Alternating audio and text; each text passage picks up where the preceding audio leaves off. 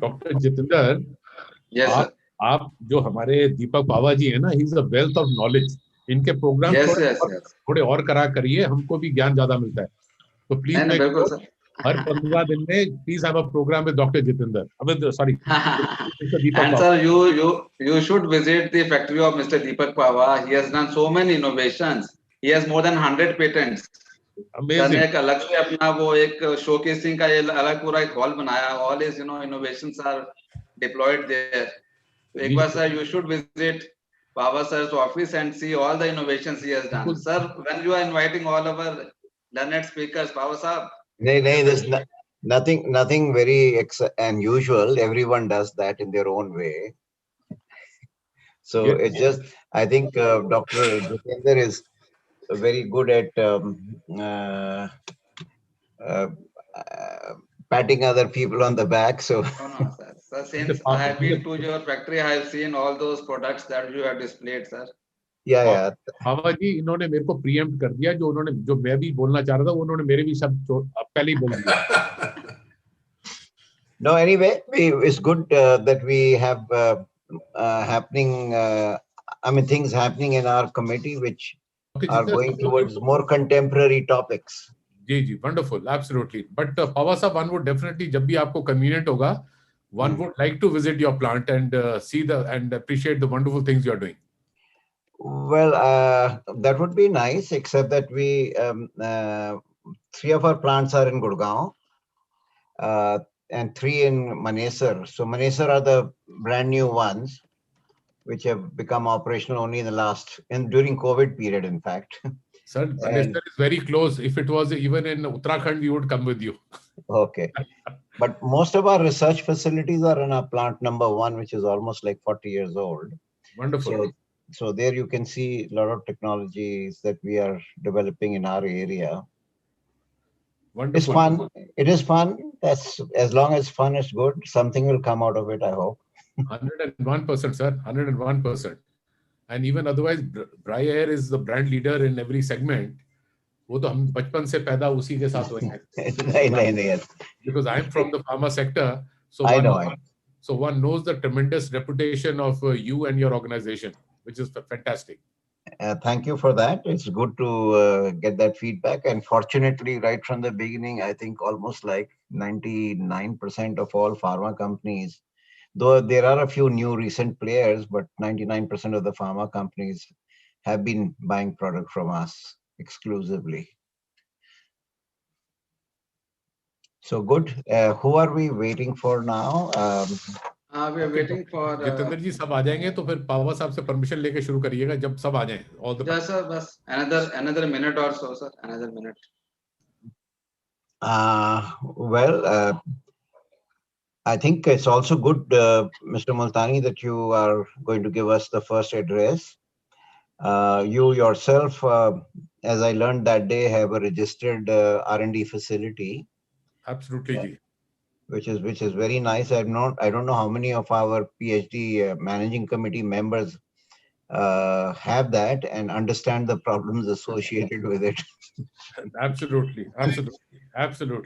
Ji, namaskar everyone. Namaskar, sir. Good afternoon, sir. Namaskar, Mishra ji. नमस्कार. But पावा साहब इसमें सिर्फ ये कहना चाहूंगा. Our chairs are, for example, I would just say, Mr. Deepak Pava, who's the chairman of this committee. I think whatever he wants, we are all there with you. So बाकी समझो उनको समझ ना हो या समझ हो, हम तो आपके साथ हैं. हर चीज आप बताइए, we are with you. No, that's all right. I think we all have the same recommendations, which are positive. I don't think we have to look at individual problems as such, but a more macro positive approach for the industry. Absolutely. I think there are. If I look at it from a government point of view, the government is always at a crossroad whether they want to. Not this government, every government, whether they want to be progressive or they want to be bogged down by the baggage which we carry through the administration. Absolutely. Sometimes this administration in bits and starts is very progressive, but the old hangover is always there. कि भाई हमने we want to cling to power. They don't want to liberalize the whole system to make it easy for everyone to do work in business and concentrate on. अब एक आप सोचो, एक जगह एक आदमी है और उसकी जगह आप 10 आदमी रख दोगे, वो 10 का इतना ओवर टाइम दिमाग काम करेगा कि भाई किसी को वो काम ही नहीं करने देगा. बिल्कुल जी, absolutely. So I think we have got too many people trying to tell us what is best for us with no practical experience of what is there on the ground. And Pawar Saab, if I may say, I'm sorry for being so blunt in a small group, but sir, it is very important. If I may just add on to that, हमने तो जो हमारी R&D है, हमने तो उसको R&D का अलग से जो बेनिफिट होता है वो लेना बंद कर दिया है. क्योंकि कौन ले रहा है? कोई भी नहीं ले रहा है. नहीं, इसलिए क्योंकि गवर्नमेंट के मन में ये होता है कि जो भी R&D कर रहा है वो तो फ्रॉड प्ले कर रहा है, टैक्स बचा रहा है. अरे भैया, for God sake let people innovate. अगर इंडिया को वर्ल्ड पावर बनना है, we have to have innovation. We are right now just followers. नहीं जी, इस तरह है, you're right. But क्या होता है कि most people think yes we should do, and I'm not saying that the government doesn't realize that. Absolutely. But the people who manage that process, right, their minds are so warped. Their thinking is so warped कि भाई ये नहीं हो कि इसमें से एक चूहा भी निकल जाए. बिल्कुल ठीक है. Absolutely. The better good of it is lost in that whole process. Very true, sir. Absolutely. अब आप देख लो, अब इतनी GST कितना अच्छा काम था, बट वो जब कंसीव किया कि भाई हमने ये श्योर करना कि इसमें से कोई चूहा भी ना निकल सके. अब क्या है कि अब सिंप्लीफिकेशन में चले हुए हैं. जो बाहर हो गया चूहा तो अब वो तो अंदर आने को तैयार नहीं है. बिल्कुल सही है सर. अगर शुरू में सिंपल रखते तो वो सारे आज अंदर होते. They would have been part of the system. Absolutely right, sir. Absolutely. Absolutely. And so, sir, with your permission. Oh, I think. Sir, with your permission, shall we start, sir? Yes, yes. Okay, sorry for digressing from the subject. Go ahead. I think Mr. Multani, we'll start with Mr. Multani's address. Yeah. In fact, all our key speakers are here right now. So, thank you, sir. So, with your permission, we will start this very important e-conclave. So, ladies and gentlemen, welcome to e-conclave on demystifying artificial intelligence as an enabler for MSMEs. As we know that right now a revolution is taking place in the world of manufacturing through a rapid integration of machines, processes, and people, which is all driven by digital technologies. And this rapid transformation with advancements in deploying latest technologies such as artificial intelligence, robotics, IoT, this is all driving innovation across the value chain and leading to a faster, flexible, and more efficient production and business processes. And this is all resulting in lower cost as well as higher productivity. And as we know that we are very, very hyper ambitious towards the dream of Make in India, also on Atmanirbhar Bharat. And also we are dreaming that we wish to grow our economy to $5 trillion by 2024. Therefore, in order to achieve all these important goalposts, it is imperative that our micro, small and medium enterprises, they become globally competitive and grow at a very, very much higher rate. And in India, as we know that most of the MSMEs, they face challenges at the firm level relating to like access to resources, technology, as well as skills. And another important challenge, it relates to developing and customizing these latest technologies and also providing MSMEs access to them because of the cost factor, because of the resource allocation. Some of the MSMEs are not able to, reap the benefits of all these technologies. And as we know that already the government is implementing a cluster-based development model for providing infrastructure and R&D support to specific MSME clusters. We also have a champion scheme from MSME that is going to be a game changer. And as we know that all these things will definitely enhance enterprise performance, it will raise sales, it will lower cost, it will automate customer management, save time, it will limit flaws, as well as it will result in advanced data collection and processing. Therefore, in order to understand the nuances of the AI ecosystem for MSMEs, PhD Chamber and National Productivity Council, we have curated this very important e-conclave so that the MSMEs who are attending this very important session are able to derive benefit out of this. and also understand what actually lies in front of them if they are able to take advantage of all these technologies like artificial intelligence. So without any further ado, I'll request Mr. Pradeep Multani, the Senior Vice President of PhD CCI, to kindly give the welcome address and kindly lay the theme for this important session. Over to you, sir. Thank you very much, Dr. Jitinder. Namaste and good afternoon to all distinguished delegates. I'm delighted to welcome you all in the e-conclave on demystifying artificial intelligence as an enabler for MSMEs.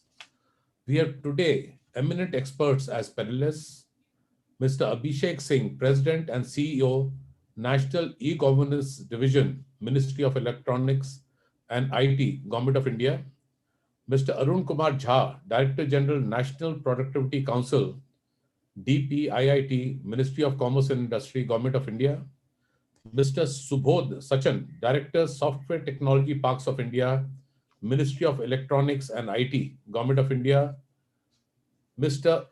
Arnab Thakur, India Director, Strategy, Process FinTech; Mr. Ashwani Shukla, CEO, Arion Systems Private Limited; Mr. Suresh Kondepati, CEO, Astra Projects; Mr. Sunil Kumar Goel, Founder, BZAIT India; Mr. Deepak Pahwa, Chair; Mr. V.K. Mishra, Co-Chair; Mr. Ankur Bansal, Co-Chair, all from Innovation Committee of PhD CCI. It is indeed my pleasure to receive such an enthusiastic response from the industry leaders and distinguished speakers assembled at this August gathering. I'm sure the enriching deliberations by the eminent speakers will be interesting and enlightening. MSME sector is an important pillar of Indian economy.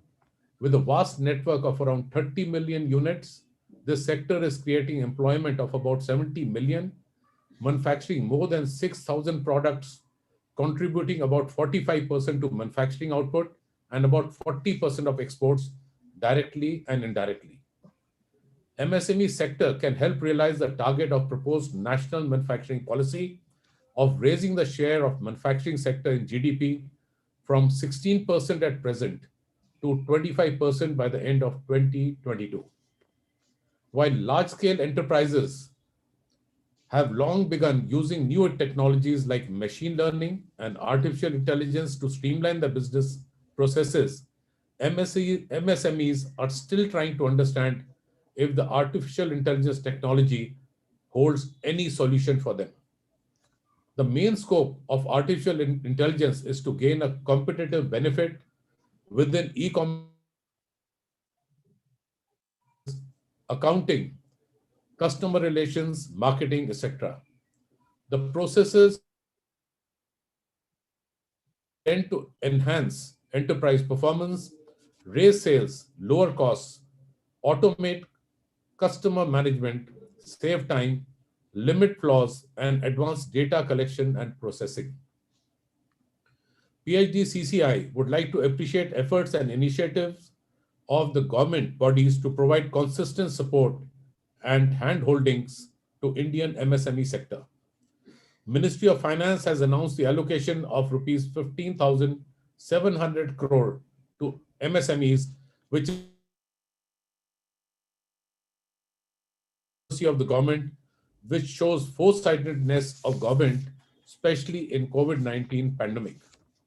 The National Artificial Intelligence Portal, formed by National Association of Software and Service Companies, NASSCOM, and backed from National E-Governance Division of the Ministry of Electronics and Information Technology, with an objective to function as a one-stop platform for all artificial intelligence related advancements in India.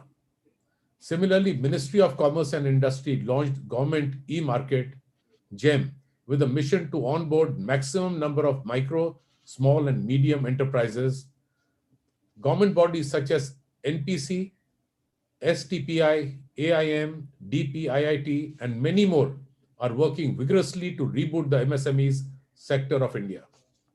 While various sectors, including MSMEs got badly hampered in this pandemic, but missions like Atmanirbhar Bharat, CGTMSE, MPDA sector will surely play important role to reboot this sector in India. I am confident that with strong dedication, excellent strategies, iron will, and PPP model, we will surely boost MSME development in India. This is a moment to thank all such platforms and the people working at the back end to serve the community at large. Some advice to MSMEs facing put put on your thinking caps and think out of the box. Lastly, never give up because like all global crises, this shall pass too and we shall come out of it stronger together. Stay safe and God bless all. Thank you. Jai Hind. Thank you, sir. Thank you for laying the context of the e-conclave on this subject of artificial intelligence for MSMEs. Now I'll request Mr. Deepak Pawar, the Chairman of Innovation Committee, PHDCCI, to kindly share his deliberations with the august audience and MSMEs, please. Over to you, sir. Thank you, Mr. Multani, for a good overview and set the tone for today's program. Also, I'd like our senior panelists who are representing very important departments of government, please ignore my informal comments which I made earlier, and appreciate that if you would take them in the right spirit. We are all on the same side to make progress. And I think you all represent some very important areas where the world is headed, and it would be good to know from you also where India's position is on that, because sometimes it's very difficult to catch up on the hardware side, but certainly on new technologies, India has the ability to catch up with the world very fast. So I think it would be good to hear from you and what are the enablers. We have some good lineup of speakers after that who will give us a more functional approach to AI. But before I start, give you some of my comments, I'd like to recognize here my two co-chairmen. One is Mr. V.K. Mishra and also Mr. Ankur Bansal. We were deliberating on our program for the year, and one of the items that did come up was artificial intelligence, because there's a lot of buzz on this. And since a large portion of our membership is MSMEs, it was important, therefore, to demystify artificial intelligence as it may be relevant to MSMEs. Lots of large organizations understand that and use that. So this program evolved from that thinking, and that's why we are assembled here today. We have a pretty good set of people who have joined in this afternoon. Let me start by saying that advancements in machine learning and artificial intelligence, AI-driven technologies are assisting the entire business pipeline in smart decision making. Digital marketplaces are making these solutions easily available to businesses of all sizes. Given the immense growth possibility that AI offers, it can prove to be a catalyst spurring a transformation of India's micro, small, and medium enterprises segment. AI is omnipresent. Combined with increasing connectivity, data, and computing, it is primed to be the business game changer of our time. The application for AI for a manufacturing MSME can be for advertising, marketing, customer engagement, customer profiling, segmentation, predictive maintenance, and several more. Applications do have a twang of novelty to them, but their adoption and implementation remain a challenge owing to certain limitations in the framework. Data is the new gold, and unfortunately, the Indian MSMEs will suffer from massive data poverty. Data availability and management can make or break an AI ecosystems. While government platforms like GST and organic percolation of digital platforms have accelerated digital data on financial behavior, services like maps and GPS are deployed for easing logistics is also a rich source of data. A lot more needs to be captured for a meaningful AI problem statement to be solved. To fix this, MSMEs are advised to start investing in data capture. Ours is also an MSME, and I can only tell you and stress to you the importance of building the databases that you have. The data capture is extremely important. It's a fundamental step towards data mining, and AI is can be used provided we have good quality data. It's both culture and digital transformation journey. It's the start of that. In many ways, the journey has started in small measure, big measure, in all companies across the board in this COVID period, as you all know that. And digital transformation also means different things to different people. But I think a lot will converge over the next 1 or 2 years. MSMEs need to adopt lower versions of enterprise resource plan ERP platforms and get their teams to adhere to a process that implicitly collect data for future leverage. I think this is very, very important for you to understand that sometimes we think that ERPs are only meant for large organizations. There are very simple ERP platforms. The sooner we get onto that in our MSMEs, the better it is, because that's the basis and start of any data capture and management of that data and use of that. Young companies have started making inroads into IoT, and this will also enable detailed data capture, putting in place the foundation of AI in the coming decade. AI's adoption in manufacturing MSMEs is less. Right now, large industries in retail, FMCG, finance, telecom, healthcare, travel, entertainment, etc., are adopting AI technologies. The government must consider bridging this inclusion gap by undertaking awareness initiatives and mandating industry data and integration standards. It must introduce data aggregators whose main focus is to collect and validate data in multiple sectors and make it available to MSMEs at subsidized rates to facilitate data input to AI solutions. Financially, the government could provide tax breaks to MSMEs investing in AI projects, or to firms offering or building AI platforms for MSMEs, with the goal to keep pace with nations like China, who is steadily moving from investments in basic enabling infrastructure to AI infrastructure for the majority of the spheres of the country. Providing such impetus to AI for MSMEs will not only democratize AI across industrial sectors, but will also accelerate productivity and efficiency in Indian MSMEs, whose contribution to the GDP will finally be able to match the global average of 49%. With this, I thank you all, and I think we'll have an interesting time listening to distinguished panelists. Back to you, Dr. Jitendra. Thank you. Thank you, sir. Thank you very much. Thank you for the encouragement also, and also being very modest in saying that I'm also MSME. Thank you, sir. So without any further ado, now I'll request Mr. Subodh Sachan, the Director of Software Technology Park of India, Ministry of Electronics and Information Technology, Government of India, to kindly share his perspective with the MSMEs. In fact, STPI has come up with an excellent model of the centers of excellence, wherein they are all industry-driven models. And I'm sure that the best of the the projects or the prototypes the COEs will be making can be replicated by the MSMEs also. Over to you, Mr. Sachin. Thank you, Dr. Jitendra. I hope I'm audible. Good afternoon to all the distinguished speakers on the screen, Mr. Pava, Mr. Multani, Mr. Mishra, Jitendra ji himself, and the rest of the colleagues, and also to all the attendees who are. Well, I think as Dr. Jitendra just said, I, as director of startup, director in STPI headquarters, represent startup and innovation division, and primarily my role has been to work with startups, right? So I may be slightly misfit in that sense, but given the fact that startups are starts as typically small, mid and small size companies, I think they are today doing a lot of innovations already.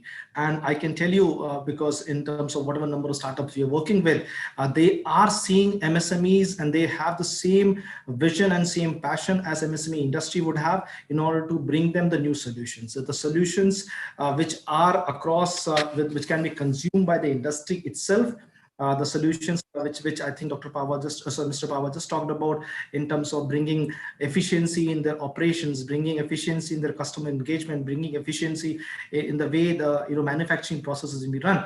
But also, startups are probably in a way giving in terms of what innovations are possible today, right?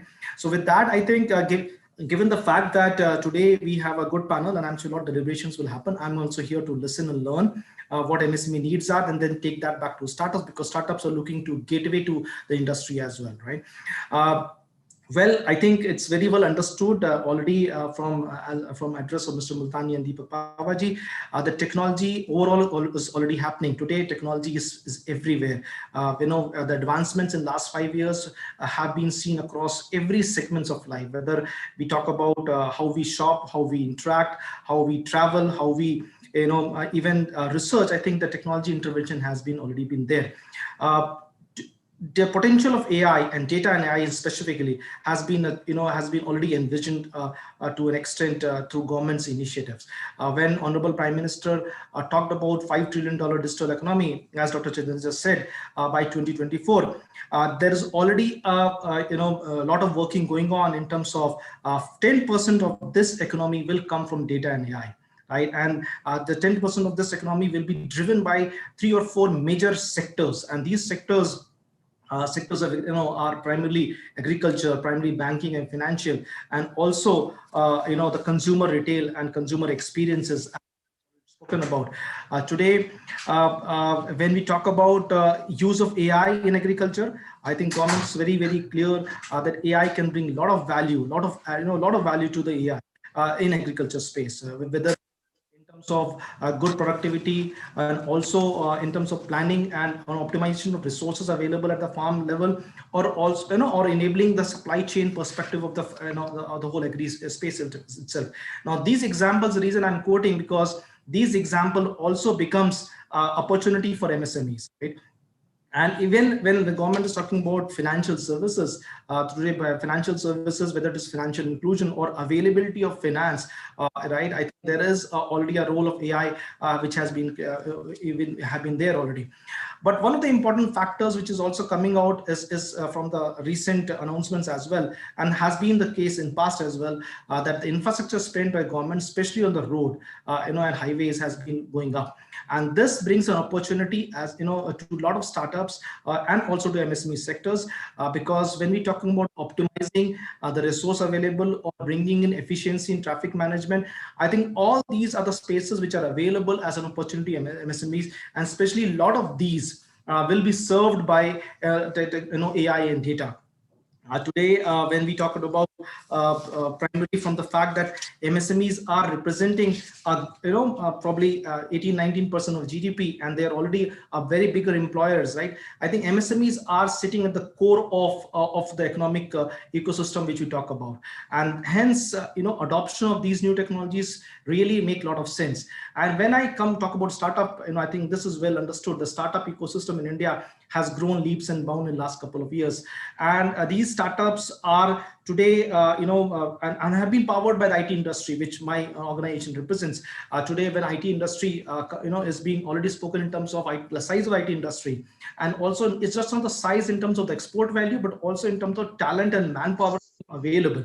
I think one of the challenge which has been said, that availability of skilled manpower is availability of good tools and technologies. I think this is the manpower IT industry, which is already 4.3 million trained manpower, and there's already highly skilled manpower. The skilled manpower is already working on cutting-edge technologies around data and AI for global MNCs. Now, this manpower is now transforming themselves to the startups, and this manpower is actually the engine for the growth for the startup community altogether. And hence, we see a lot of transformation happening from the startups around for the new solutions. Now, what needs to happen? What needs to happen is also, a lot of these products have to come out in the market and reach out to the MSME as a customer and MSME as a consumer as well. What we have done in STPI, we have opened multiple centers of excellences. As Dr. Chandra talked about, these centers of excellences are very focused on emerging technologies, very focused on the various sectors which are sectors of importance, right? In fact, today we have opened 13 centers of excellences, which are basically modern incubators. But these incubators are created in a very collaborative way, where industry, academia is playing a very key role. So the startups are basically on, these MSMEs are developing solutions, right? So that which are already required and already backed by the research in the academia. That's the reason why collaboration has been stitched together. In fact, I'm happy to say out of these 13 center of excellences, 8 centers of excellences are already focused in supporting data and AI startups. And I think that itself speaks volumes, because when we talk about technologies, when we have seen the startup movement in last 1 year or so, we have seen this emergence of various solutions in these sectors. And that's the reason why STPI, under the guidance of MITI, has established many of these centers which are supporting data and AI startups. In fact, we are already in the process of setting up new center of excellences, and these centers of excellences, while they bring in hand-holding support of mentoring, hand-holding support of industry exposure, market access, or even the funding, initial funding to the startups. We are already talking about new centers, and out of these 13 new centers, many more are actually going to work on robotics, an IoT space, or in the drone space. And primarily all these are looking into industry 4.0, and then the new industrial revolution is the vehicle for adoption of their solutions and their products, right? Now, what is really, I think one of the things which probably has been often talked about, right, and often talked about whether AI is eliminating jobs. I think what we have seen, and I think this has been already been said, AI is actually bringing in efficiencies, because this is a requirement, especially for the country like us, right? When we talk about solutions, the scale of the solutions, right, I think the efficiency is important. And government, in fact, has already shown a real way in terms of how new technologies, whether it's AI and data analytics, can be bringing in the efficiency. I'm sure we would have already heard about the way the AI technologies and advanced tools and technologies have been made use in today in tax regime, right? Today, the faceless tax assessment is only possible because it is actually being powered by AI, right, and powered by data analytics. And what is it, the benefit that I think benefit by and large it is bringing? Obviously, it is giving a good governance ecosystem, but also it is helping ease of doing businesses, right? And so government is already putting its foot forward in terms of saying how this adoption of these technologies can happen. Whether it is now already, which was announcement was made in the recent budget speech, that whole MCA portal, right, will become powered by AI. And this actually itself, will be a huge step forward, because the compliance part, right, and I think today the cumbersomeness of the compliance part will be made easy by virtue of technologies. Even government itself is becoming a service provider and is adopting technologies. I think that's a message which MSMEs have to also take forward. And it's just not the governance. I think even in the healthcare space, we have seen when we had my ministry came out with the Arogya Setu app, and in fact, Arogya Setu app was powered by AI technology for contact tracing, and that really helped to a larger extent in terms of controlling the spread of this whole disease. So government is already seeing a huge potential in terms of bringing solutions, adopting of solutions, so that it can serve the purpose of the scale, right? And I think that is the message which literally goes out to the MSMEs of the world today. When we set up Center of Excellences, we invite all these new entrepreneurs, right? And I think most of these new entrepreneurs, when they want to start the journey, they can always come to STPI and take part in this incubation process. We will, handhold, we will give them initial seed money as well to really fund their initial product innovations. And, with that, today we are looking to, bring that support to all the startups, including MSMEs. I think one thing is very important to also understand is the drivers which have already been there, as I think speakers have already spoken about with earlier. Today, whether we accept or not, the digital profile of our country has gone up considerably. Today, there have been billions and billions of devices which are already digitally available out there right now. So basically, adoption, the data is already getting generated. Now, this data has to be made use of, and I think as Mr. Deepak just said, the data is new capital, data is new oil, data is new stuff. I think this data has to be made is harnessed.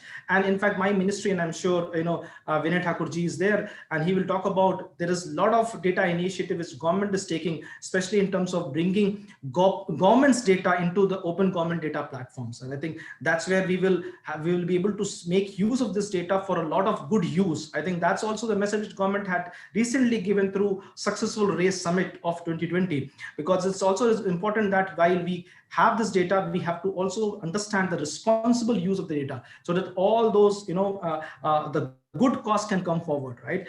So I'm sure, I think within STPI, we have taken several initiatives, and we would love that, we would definitely look forward to have a lot of MSMEs come on board in STPI ecosystem. With that, again, it is, I would like to congratulate Dr. Jitendra and his team, and especially the PhD Chamber of Commerce senior management. I think this is a very, very important topic. The demystification in AI probably is something which needs to be well understood and has to be spoken about. Whatever role you would like to assign to STPI, I think we'll take it forward. So with that note, thank you, Dr. Jitendra, for inviting. Thank you very much, sir. Thank you very much indeed, and very heartening to know that STPI is coming with full support to MSMEs and startups. Definitely, this will be going to be a main leapfrogging for the MSMEs for digital transformation. Thank you very much, sir. Now, I would like to invite Mr. Vinay Thakurji, the CEO of National E-Governance Division, Ministry of Electronics and Information Technology, Government of India. As we know that NEGD has been playing a very important role in supporting the Ministry of Electronics and IT in things like program management, implementation of e-governance projects and initiatives which are undertaken by different ministries and departments across all state governments and central government also. And as we know that NEGD is also providing very important strategic direction in terms of framing policies for implementation strategy for Digital India program in different domains of e-governance, both which actually helps the MSMEs also to large extent. So in this context, I'll request Mr. Thakurji to kindly share his perspective with the MSMEs and how NEGD is actually facilitating the process of giving technologies and digital transformation for startups and MSMEs. Over to you, Mr. Thakur. Thank you very much, sir, and very good afternoon, all the respective esteemed panelists. My CEO was to attend it, but unfortunately, he was called for some other important meeting. So definitely, the use of AI is going to change the way we live. And India is one country which is full of data. Whether you start with some of the biggest databases, probably in the world, we have some of the biggest databases starting from Aadhaar to land record, where we have around 75 crore data. We have PDS around 32 crore data, to election another 38 to 40 crore data. Then Narega, PFMS. So a lot of data is available with us, and which needs to be now used. Earlier, we were working on this data, providing the basic services.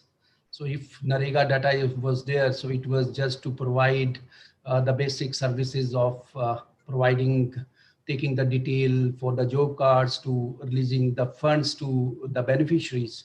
So, but now AI provides us a lot of opportunities where we can provide not only the better services to the citizen and the beneficiaries, but also in aligning our and making our schemes better in terms of the better decision making. Data and AI definitely is going to be crucial in realizing Honorable Prime Minister's vision of achieving $5 trillion economy by 2025. And recently there was a report, NASSCOM report, Unlock Value from Data and AI, the India Opportunity. It says that data and AI, if it is utilized properly, it is going to add around $450 to $500 billion to India's GDP by 2025. And also it is also in sync with, in 2019, we came out the Ministry of Electronics and IT came out with a $1 trillion digital economy opportunity report, which was published along with McKinsey. And it says that half of this digital economy is going to come from traditional IT solutions and technologies, but then half of it is going to come using emerging technologies. And out of this, AI holds big value where AI processes and systems are going to be adding value to our economy in the days to come. So demystifying AI, definitely we have been using AI in various places, starting from our mail being used where junk mails are getting segregated. We are using a lot of personalized services, personalized messages, personalized ads somewhere telling us that, okay, you go down to Netflix and then it says that you have been seeing this type of stuff. So these are all, or e-commerce portals where one time you go and then search for something and don't buy it. So next time it will say you the more products related to this. So they are the possible applications of AI. And so we have been using it, but then probably government was not using it to that extent, which we should have been using. So time has come where we have to use that. India's MSME industry is very big with 63 lakhs unit and which provide employment to 11 to 12 crore people. It is a strong backbone to Indian economy, and it is paramount that for the government that this backbone remains strong, it remains competitive, and that calls for the use of these emerging technologies out there. Subodh has raised the issue of during pandemic, technology has been on the forefront, and starting from the Arogya Setu application to COVID now, which now we are working on, we are trying to see that the use of AI is put there in order to provide better services to the citizens. And even MSME also has launched champion program where they have suggested that they are using AI and ML for strengthening it as a single window system in order to help MSME and then provide them assistance to further fine tune their services. So that is a welcome step. And we are also working with MSME Ministry where their existing softwares, whether it is related to suggestions or public grievance or connecting them with banking systems. So we are working on a digital platform with them. And we will see to it that all the MSMEs, the people connected with them, all the stakeholders are connected and integrated to this platform. So that is very, very important. And we are working with many other ministries also, but we are also working with MSME to integrate their existing systems, making them as a part of that ecosystem, which will be called a MSME platform, where we are working very closely with them. I was talking, and Subodh was also talking that in the Ministry of Electronics and IT, we are working on a number of new technologies. We are working on blockchain, AI, drone analytics, and we have also written some of the strategy documents. Few of the documents are already in public domain where we are feeding and seeking feedback from the people. So after that is finalized, probably we will be further going ahead and using these technologies. And we will also collaborate with the MSME and see to it that these technologies are put in use there. In the recent past, we have made AI portal, indiaai.gov.in, has been launched by us in May 2020. The portal provides AI-related development in the country and abroad in one place. We are also working on national program on AI. It's a big program which is in pipeline. It is with the aim to make India global leader in AI space and ensure a responsible and transformational use of AI for all. And with this, once we start working on this, India will be in the league of big economies like US, UK, who are already UK, Australia, Canada, and all, who have already made some progress in AI implementation. On capacity building front also, we have started a lot of capacities needs to be built on these. We have started future skills program with the NASCOM, where we are encouraging people to upgrade their skills. We recently, in October 2020, we organized a summit called RAISE, Responsible Use of AI for Social Empowerment, which was attended by 39,000 people across the globe from 147 countries. The registration was 79,000, but then participation was from 39,000 and something 547 people who participated directly in this virtual conference.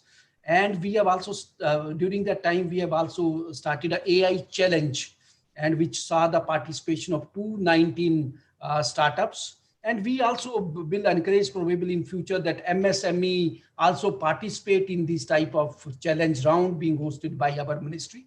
And we have given the awards to 21 top startups who were selected after the final evaluation. We are also arranging several face-to-face and online programs, and one AI Pe Charcha, which was recently launched by the ministry, where we invite AI experts. Probably we can send those links also to MSME ministry, and the people and the stakeholders can also participate in that, where AI expert come and expose the officials of the government, state governments. We also hook the state government secretaries and teams working on IT projects. So officials, they expose the officers, the expert expose the officers on AI technologies in this program of AI Pe Charcha.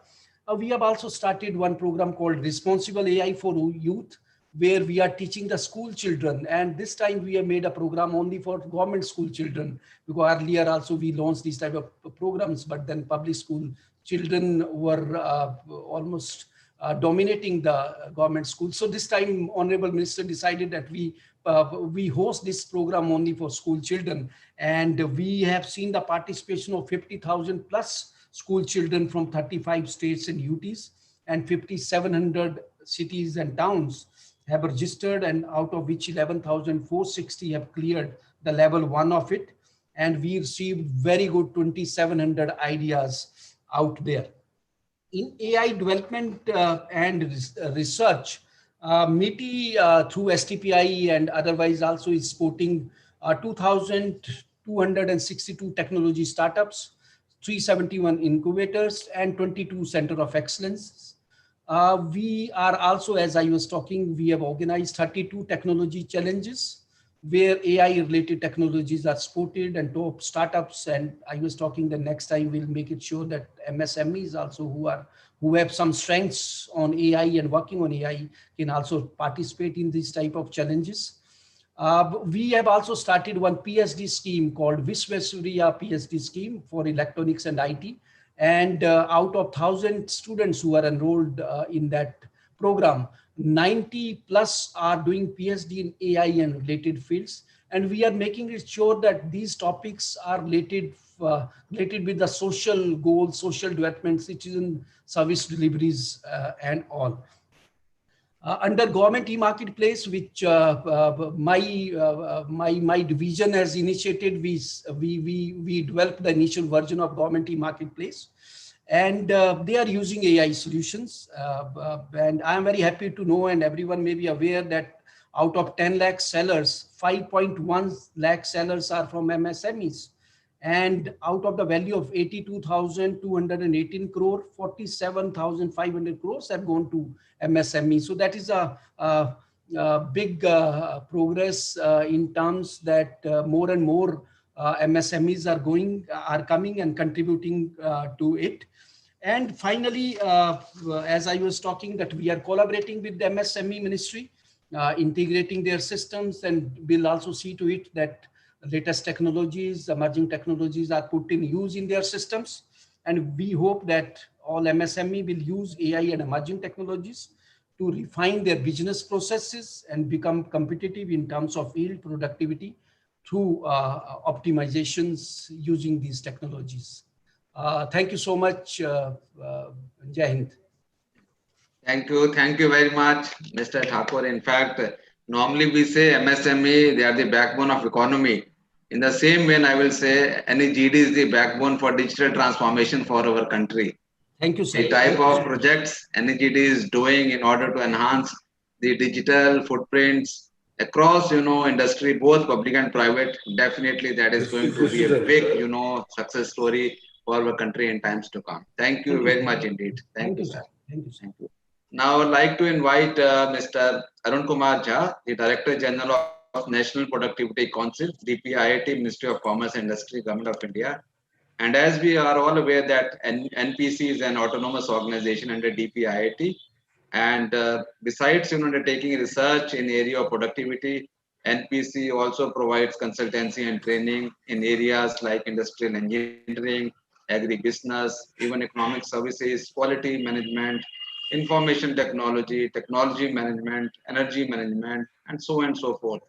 And in fact, it's heartening to know that NPC has the Center of Excellence for Industry 4.0, wherein they are in fact creating a lot of strong traction among industry and MSMEs, in particular by inviting international domain experts who share their important knowledge how to transform digitally.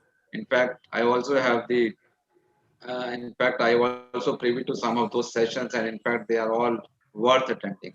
So, with this note, I will request Mr. Kumar Jha to kindly share his deliberations. And as we know that Mr. Jha is a turnaround specialist. In fact, whichever organizations he had gone, all organizations they have all grown by leap and bound.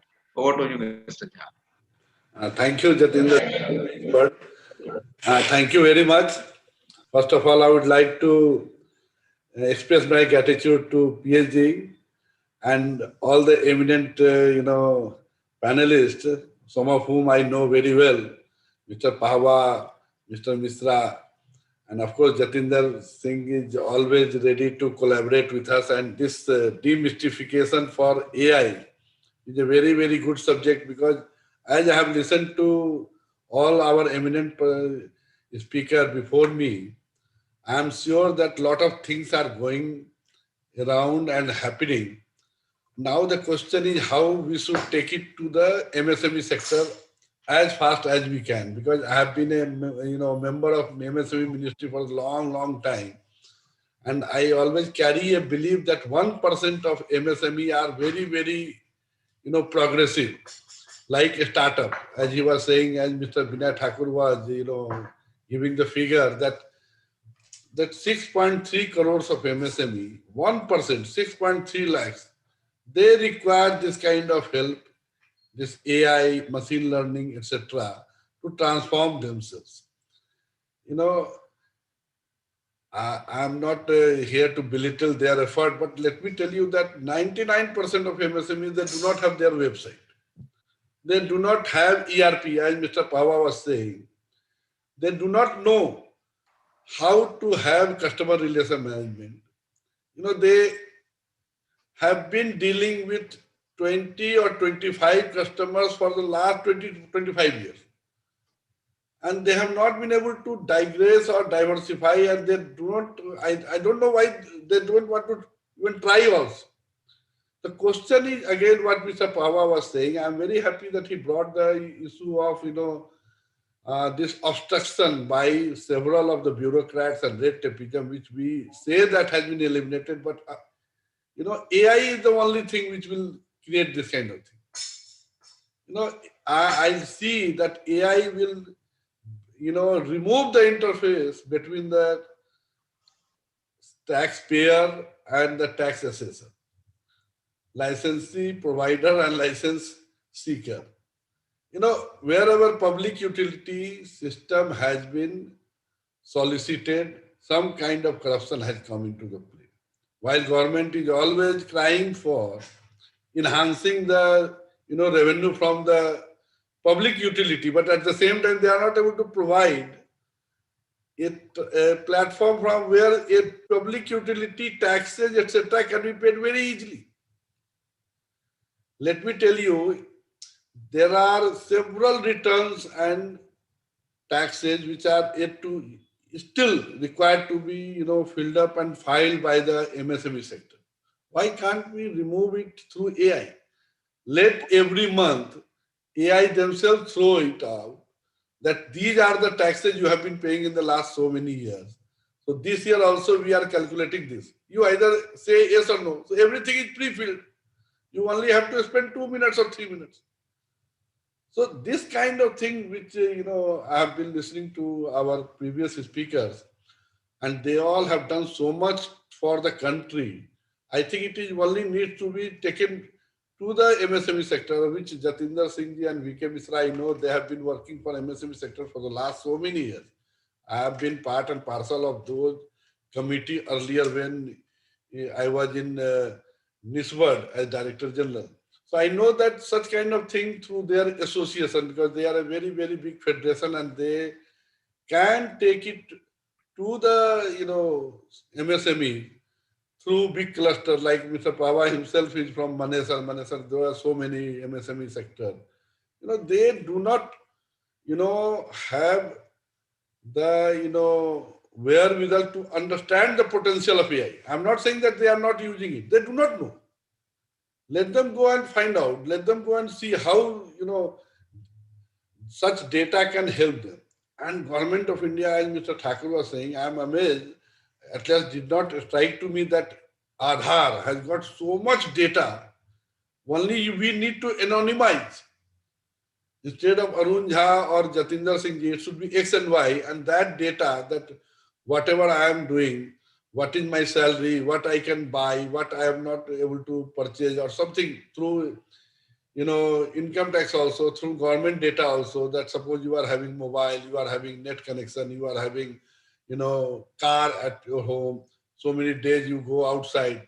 All such thing can be converted through machine learning into some kind of apps or some kind of, tools for the MSME to provide services to.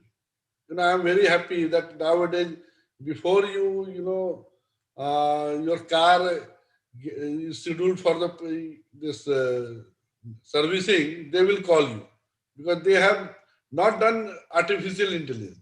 They are doing it manually, but then suppose had they start artificial intelligence, you will get a alert from your computer without involving the manpower. That manpower can be better utilized in another thing. And I am pretty sure that this demystification should also clarify that there is no going to be any layoff through this artificial intelligence and machine learning. Rather, this will add to efficiency and bring more and more startups and MSME sector at the forefront. Whenever they say that there will be unemployment due to this, I always tell them that for 30 to 40% of MSME, within the set establishment of 6 months, they fail. Suppose we reduce that by artificial intelligence even to half, you can imagine 50% of them being saved from such kind of failure. So 20% it will, still it is very high. But now with the COVID, etc., we know that what is the power of this digital transformation. How much we have done in the last 1 year and how we have tried to convert our odds into opportunity. I was just seeing the data provided by Niti Aayog that digital payment has increased by almost 75% during the last 1 year. In NPC, we are, besides this consultancy, we are also a capacity building for the higher end. But since physical training was not possible, we converted an online training program. And in the last 1 year, from zero e-learning training program, now today we are having more than 202 e-learning training program at the very high level kind of subjects.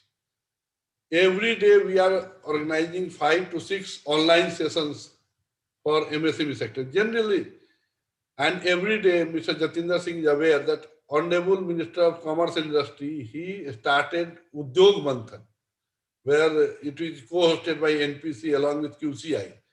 Every day one sector is being discussed by the chief of industry and the very powerful stakeholders. Every day, 40 to 50 industrialists and captain of the industry experts, they discuss about that sector. And it started on 4th February, 4th January, and it will continue up to March, covering all the 47 sectors. You know, covering toys, covering financial sector, covering drone, all interesting sectors, gym, furniture, whatever is, requirement of this country. And this kind of, database which we are having and the support of this PhD chamber and other experts like Mr. Pahwa and Multani, I'm sure that there will not be any kind of problem if we continue to surge ahead and try to, utilize the opportunity for converting ourselves to take advantage of Industry 4 through machine learning, artificial intelligence, in which we have the advantage. So I will not take much time, and I am again thankful to Mr. Jatinder Singh and all his senior colleagues and PhD Chamber of Commerce, of course, for organizing this and giving NPC to opportunity to part of this kind of deliberation. Thank you very much. Thank you, sir. Thank you very much.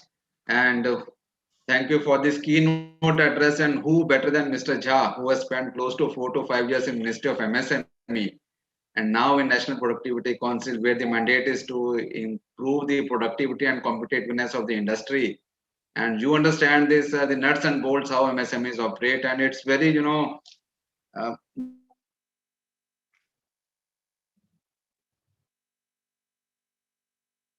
MSMEs don't have the because most of the things, the information dissemination starts from the website itself. So I think a lot of work needs to be done in this domain. It's not about, talking of Industry 4.0. It's also about talking basics, going to the grassroots, going to the clusters, wherein the evangelization can take place among MSMEs. That digital, or you can say the data, is the new fuel, as everybody is aware. So how to actually capture data, how to convert this fuel into gold, and how to actually, be an important part and parcel of the economy, that needs to be done collectively. And that can only happen in co-creation model. And such platforms are nothing but understanding each other's perspective and trying to come with some strategies wherein some co-creation can happen, and that can actually, result in our economic growth. Thank you very much, Mr. Jha. And as usual, your deliberations are always very, very fruitful and knowledgeable. Thank you very much indeed.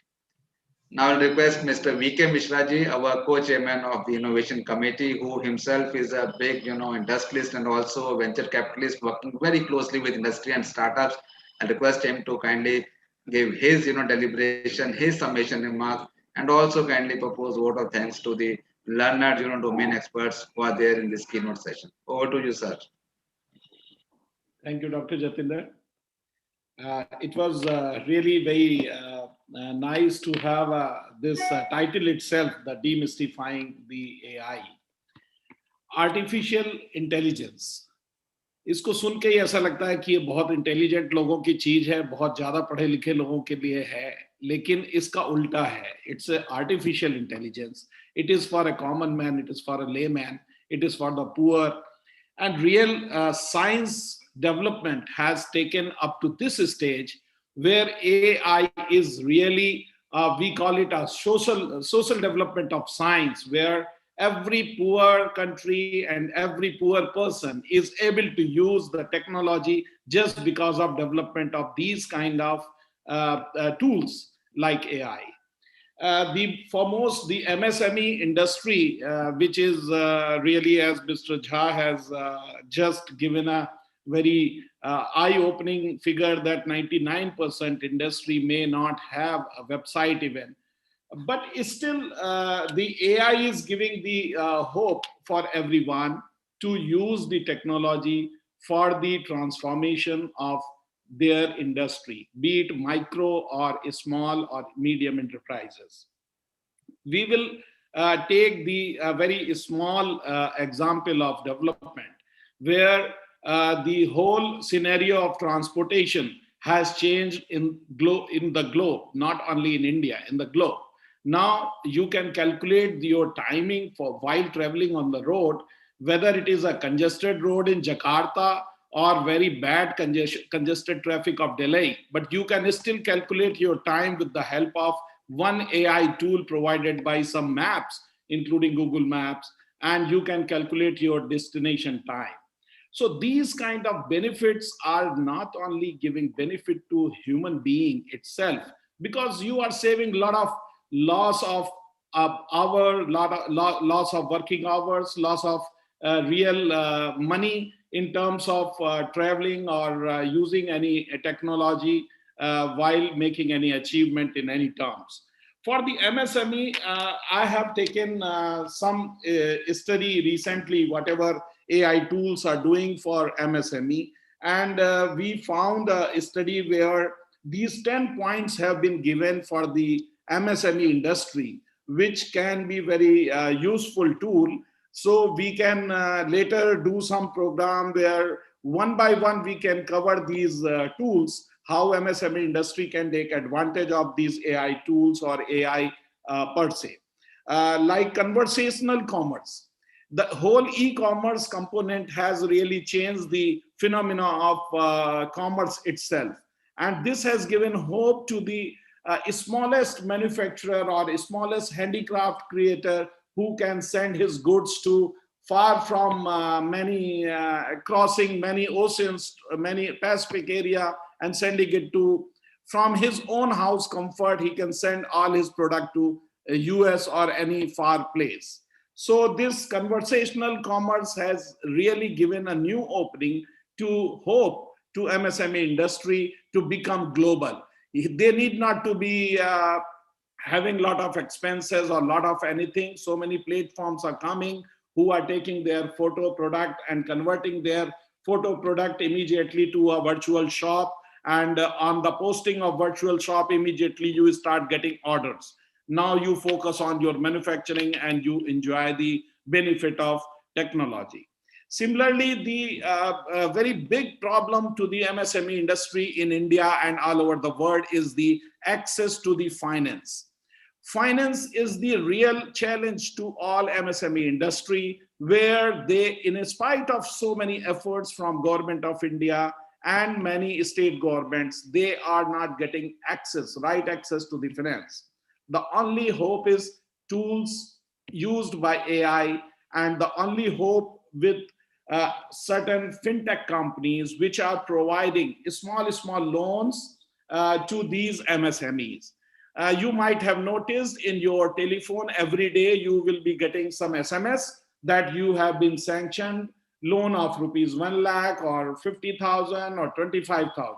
What is this? This is a use of AI of your existing data, which is available in the market in terms of your CIBIL score, in terms of your Aadhaar linked bank accounts, and they are offering you small loans. If we have certain kind of regulations in this area, this can really make a big change in the Indian MSME sector. The third important thing which Mr. Jha has also mentioned, the like his department is every day is mentioning this, the productivity enhancement. So how we do the customer engagement? Many of the MSME industry don't know what is the customer need, really what he is wanting. Sometimes they miss the communication of customer, and so they miss the really the quality of goods or the desired goods which customer is needed. So similarly, there are so many quality control or identifying the new material or optimizing operation. So many things are there in AI techniques which can be eased in any MSME. As in the opening remarks, our chairman of this committee, Mr. Pava, has mentioned about the using the ERP tools or some kind of simplified ERP software in the organization can solve many of your problems. So keeping in mind the government efforts, like all our esteemed guest speakers have mentioned, including Mr. Sachan and Mr. Thakur, and the in keynote address by Mr. Jha. All these things are important and really eye-opening for most of our audience who are participating today. And we can then further communicate to our members and other people that whatever tools we are getting, whatever platforms we are getting from the government, we should use all these platforms. And our duty as a PhD chamber also, that we should disseminate as much as information regarding these platforms to the common man, to the common industrialist, to the common manufacturer. So we will keep doing these efforts. With these words, I really sincere thanks to my keynote speaker, Shri Arun Kumar Jhaji, and to Mr. Vinay Thakur, who is doing very important role in his directorate, and also to Mr. Sachan, who is already showing his performance by way of so many center of excellence under his STPI directorate. Thank you very much to our team of PhD Chamber, which has really made effort to collect so many Nobel speakers. And in 1 hour, such a limited time, we got to know so many things. So thank you very much to everyone. And thanks to our Senior Vice President who has spared time for participating in this proceeding. Thank you very much. Thank you. Thank you. Thank you, Thank you, everybody. Mr. Mishra. Thank you, Jasa. Thank you very much indeed. Thank you very much. Pawar. We look forward to a participation in our everyone. future endeavors. Great, thank you. Now, ladies and gentlemen, we move to our next session, the most important technical session in order to understand the nuances of AI for MSMEs, wherein the session theme is Scope of Artificial Intelligence for Indian Micro, Small and Medium Enterprises. We have the best of the domain experts, Mr. Arnab Thakur, Mr. Rashmani Shukla, Mr. Suresh Kondipati, Mr. Sunil Kumar Goyal. And in fact, I request all the speakers to kindly limit your talks to the case studies or specific examples of implementation of AI in the industry, because the first session we had like a lot of knowledge, we had understood a lot of perspective in terms of the government intervention, and also we have understood a lot of facts in terms of figures and the different directions given by get the push which is given by the public sector. Now in this session I will request all of you to kindly also cite some of the case studies or examples wherein the MSMEs who are attending this session can take a note, and then they can directly one-to-one they can chat with you to understand how those success case studies can be implemented within their own organization. So to start with I'll request Mr. Arnab Thakur, India Director Strategy Process Fintech, to kindly share his presentation or his talk with the MSMEs. Over to you, Mr. Thakur. Thank you, Mr. Jatinder, and I will quickly share a presentation, and assuming all of you can see my screen. Yeah, we can see that. Yeah, so I will quickly go through this presentation. So as far as artificial intelligence is concerned, and I saw that the experts in the first session already spoke about a lot of things. From an implementation perspective, from a MSME perspective, and from an industry perspective, there are actually three key components that are of very importance. The first is the data itself. Data is the fuel for all of AI interventions. The second is the availability of AI-specific computing at scale, and it is different, which I'll explain, from your normal high-performance computing that you see. And the third aspect is that whether you do the R&D in AI ML yourself, or whether it is powered by somebody from the industry, from academia, etc. But you should have access to the latest advances in research and development. A quick side note here: most of the conversation that we are seeing in artificial intelligence coming of interest to a lot of people is a very specific area of artificial intelligence, which we call machine learning. And this has come into vogue. It has always been there, but it has really come into vogue in the last 10 years or so because of availability of two specific things. Point A, which is data, the availability to capture and store a large amount of data. And the second is point number 2, which is computing. And that's why machine learning, and more specifically deep learning, is the area of massive interest and advancements in the last several years. So I had the opportunity to contribute to India's national strategy for artificial intelligence. And when we were building that strategy, we wanted to understand how other countries have gone about their AI strategy and what can India do. And the approach that we took was that India's approach to artificial intelligence should be AI for all, which is a strategy, which is an initiative, which is both inclusive and aggressive in nature. The first aspect of AI ML intervention that I mentioned, which is very, very important to MSMEs, is how do we make yourself from data rich? And most of the companies in the country go to one hospital, one state, one city, you have massive amounts of data. How do we make us from data rich to data intelligent? And here I'll take a very specific example of one thing that happened at Stanford University about 10 years ago, 10, 12 years ago. This was a creation of a data set on image classification by a team led by Dr. Fei-Fei Li. It's called ImageNet. And basically what they tried to solve for was they were trying to train computer vision algorithms, and they had scarcity of training data. They created this massive data set, and you will not believe most of the work that has happened in convolutional neural networks and deep learning in the last 10 years can be tracked back to this single data set. There has been massive decrease in both the accuracy, and you will see that somewhere around 2015, the human accuracy was surpassed by computer vision algorithms. And the cost of training the neural networks actually, because of ImageNet, came down by 1 by 20 times. So that is the kind of impact that a single annotated and clean data set can have. And that's the thing that we have to think of as a country. Can we create these massive data sets basis which algorithms can be trained, etc., and problems across the domain be solved for? And this is not an easy task. Cleaning up of data, annotation, etc., takes massive amount of time. It takes massive amount of resources. But once you create it, it's a very large technology common, which can bring massive amounts of interventions and advantages to several sectors.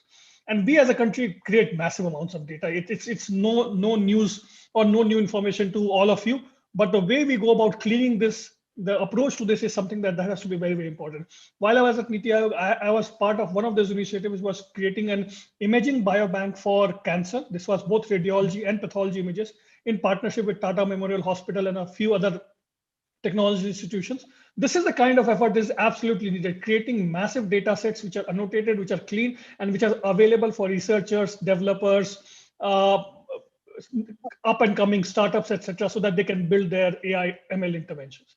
The second aspect of AI lever that is very, very important is the AI specific computing. Thankfully, if you're a smaller MSME or a smaller company, you have access to all of this through several of these technology companies, the likes of AWS, Azure, several other cloud service providers. They will provide you some amount of computing. But as you become larger or larger in scale and scope, and also if you're a researcher or a developer or a young fledgling startup, this becomes a cost challenge to you.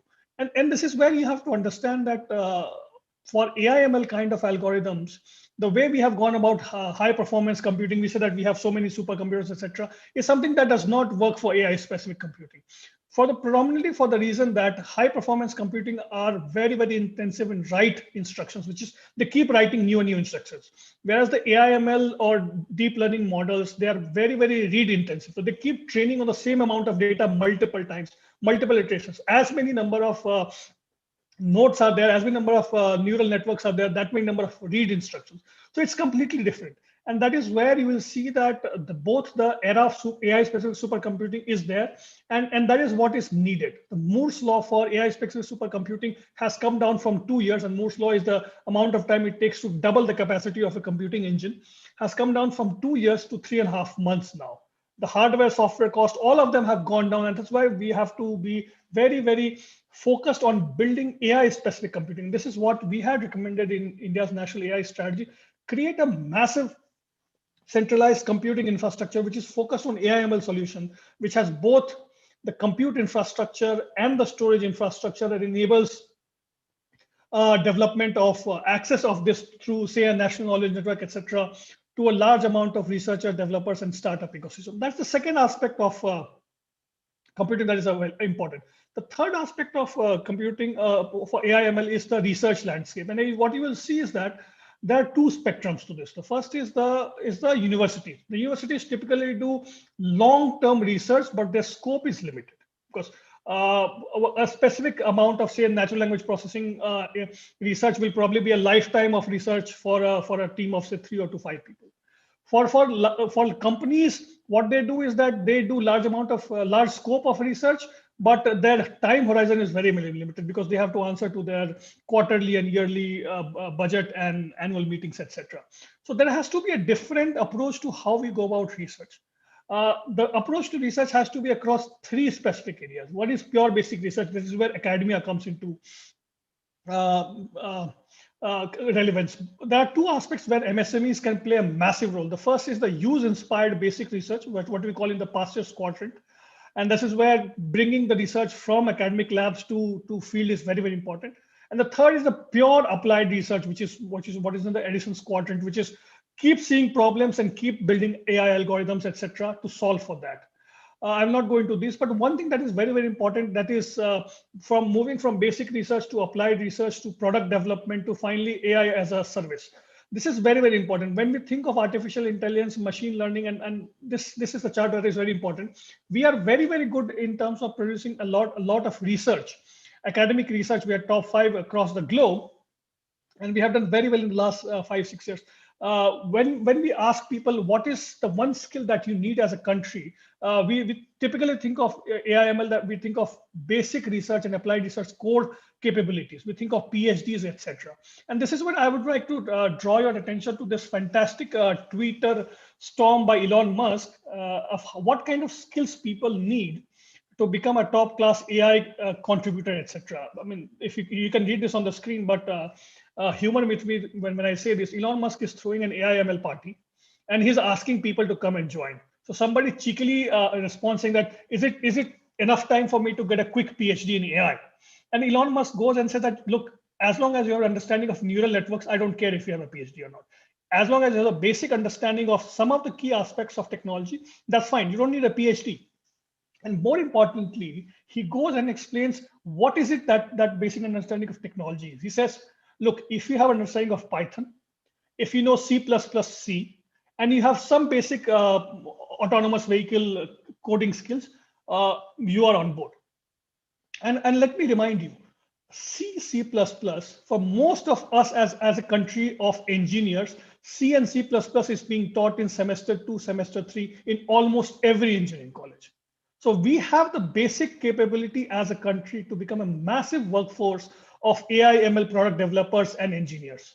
It's just that we need some visionary people who can actually break down a large or a massive problem into such implementation problem, and then we start coding, etc. That is the most important thing. And while we bring this all together and try to build AI for all for the country, what we should always do is that we should look at not inspirations from West, etc., but look at the inspirations from inside. India has a massive footprint of building high-tech, high-impact products, utilizing deep technology for achieving greater good. We have seen this in our ISRO missions, which have been sending satellites after satellites, more than 100 of them in one go to the outer space. We have seen how we have gone about setting up International Solar Alliance, which has brought down the cost of solar energy below the conventional energy. We have seen how we have built the world's most sophisticated payment systems in unified payments interface. And that is the kind of inspiration that we need to draw. The key aspect of all of this is that visionary people have broken down massive, complex, complicated problems into simple implementable solutions. And then we as a country have the kind of capability to then go ahead and implement it. And really, when we do that, become a technology garage for the rest of the world. India provides a perfect playground for all kinds of interventions. And we have seen this through the vaccine diplomacy that has come out in the recent past. If you can build it for India, if you can scale it up in India, you can very well scale it up across 40 to 50% of the rest of the world. And that is the key intervention. Build here, scale it up here, use the best of the technology and capabilities from across the globe, but really build for India, and you can build for the rest of the world. And that is where the key aspect is. Keep solving for problems at India scale, and very well you will be able to solve for world scale. That is my limited intervention on this topic. I will pause here, and I'll be happy to answer or take any questions in due course as you suggest. Sure. Thank you very much, Mr. Arnab Thakur. In fact, you don't have a limited knowledge, but you have limitless knowledge in the field of artificial intelligence, since you're also part of the strategy for AI for our country. Thank you very much indeed. And definitely there are a lot of questions, and our moderator, our co-chair, Mr. Ankur Bansal, is taking a note of all the questions that's coming in his mind. I'm sure that during Q&A session, we'll definitely have more insights on this particular topic. Thank you very much. Now I'll invite Mr. Ashwani Shukla, the CEO of Arian Systems Private Limited, to kindly share his thoughts with the audience.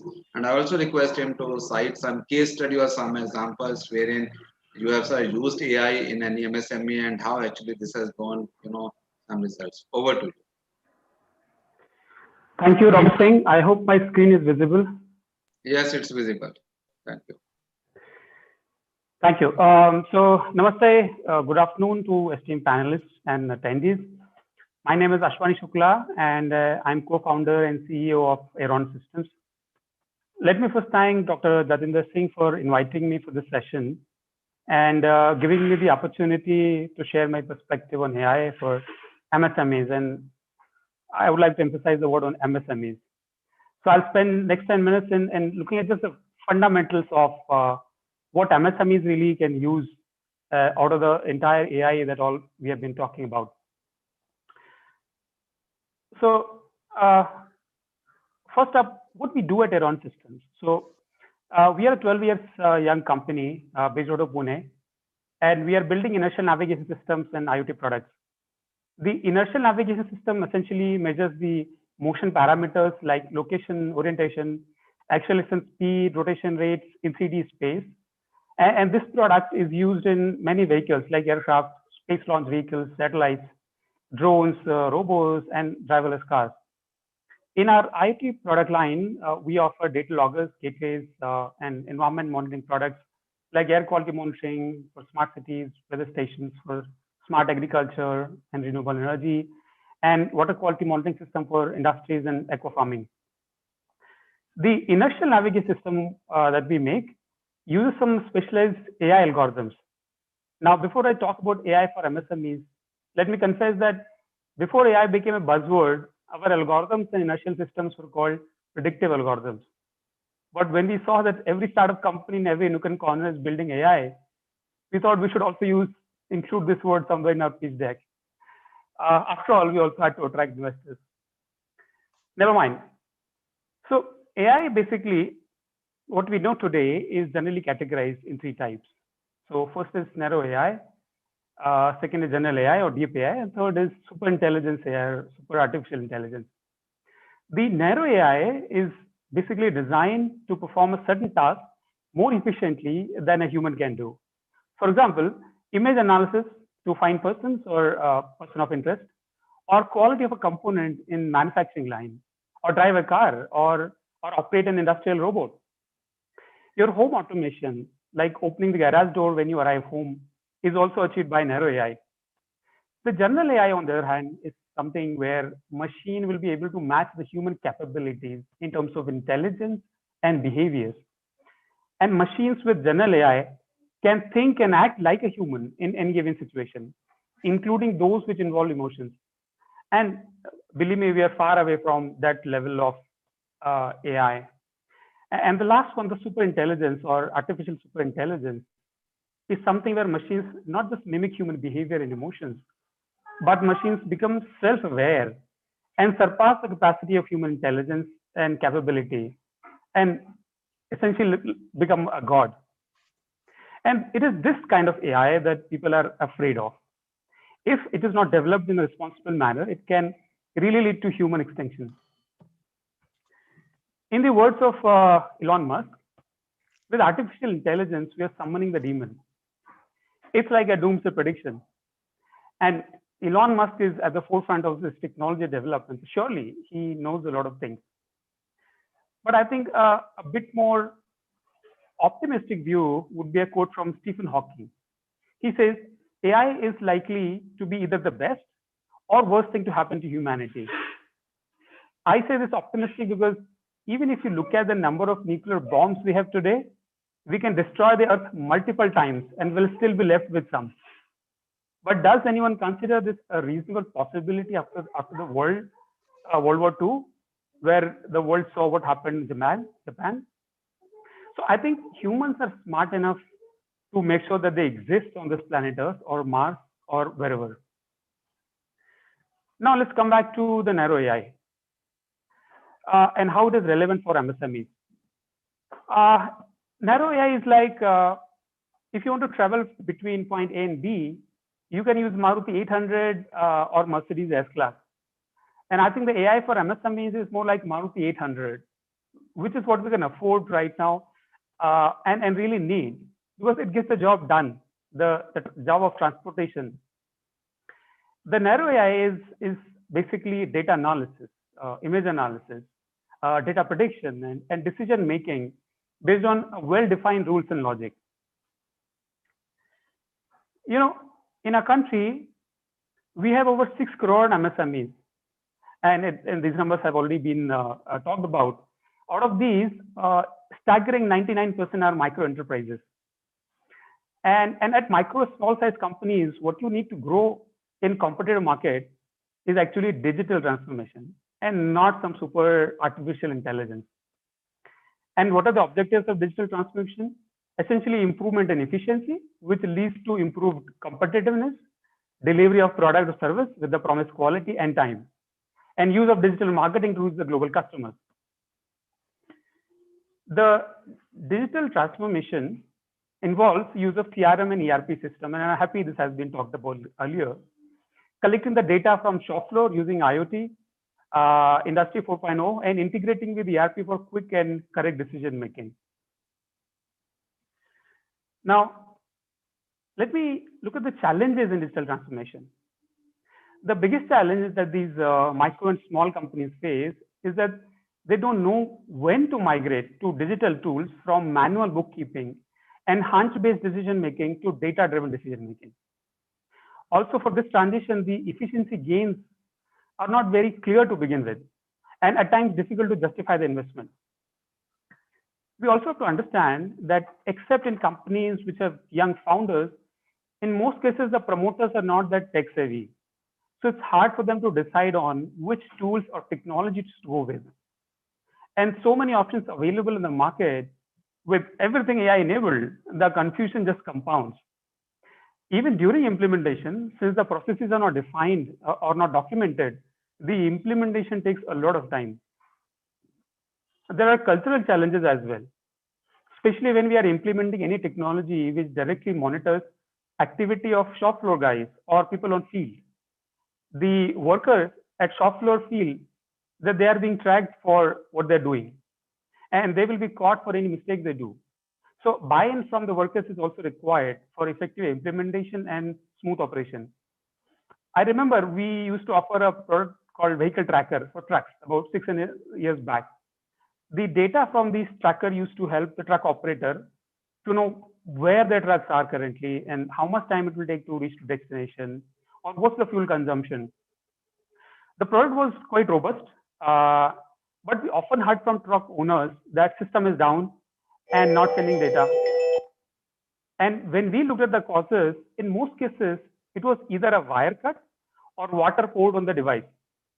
And we talked to drivers, they had very lame excuses. But the real problem was that these drivers never wanted to be tracked all the time. And of course, things have changed a lot since then, and acceptability has improved. But unless every stakeholder in a company is on board with the idea of using technology in their work, you will never be able to get to the best results from digital transformation. Now, let me spend some time in understanding the need of digital transformation. You see, for the last few decades, the world has been talking about how China has advantage in manufacturing due to its cheap labor. I think today that cost advantage, cheap labor advantage is with India. But Chinese companies are ahead in terms of technology adoption. And therefore, to get the benefit of labor cost advantage, we must opt to the new technologies. I think the need of technology adoption shouldn't be looked at from the point of view of efficiency gains alone. It's also a lot about quality. What I mean by that is that today's time, consumer demands on-time delivery and high product quality. And how do you produce a product in time if you don't have visibility on supply chain? If you don't know when are you exactly getting the material, how can you be sure when are you going to produce it? And if you don't know what is the operational status of your machines, or whether a faulty product is rejected or not, or what is the rejection ratio, how do you maintain the product quality you promised your customers? I think all of this operational data can be automatically collected using IoT and ERP systems. And our industries need to use the technology to deliver on the promised time, quality, and cost. I think the use of narrow AI can also help us change our business models. So instead of one-time product sale, we can provide product as a service or can add a service layer on top of the product. For example, we have been selling air quality monitoring systems. Now there are customers which don't want to own the device, but they are interested in data. So what we have done, we have developed a cloud platform with data analysis capability. We are able to integrate the air pollution data of a particular location with weather forecast and get the air pollution trends for next 24 hours or 48 hours. So that's a service on top of the product sale that we do. Similarly, a lot of equipment manufacturers now have sizable revenue from service and maintenance. Earlier, the OEMs will send technicians at site after the equipment is down. But now with the use of IoT and ML, they know when some part needs replacement before it has actually failed. And this allows preventive repair and maintenance. The narrow AI at the edge is also something that can transform the factory.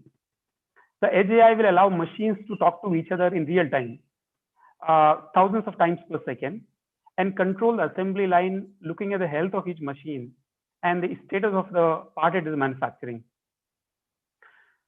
And all of this can be implemented at micro and small level. It is not really a rocket science. It is, as of now, it has become a very fundamental and at a level that can be easily adopted by the MSMEs. Now, I'll share my final thoughts on this.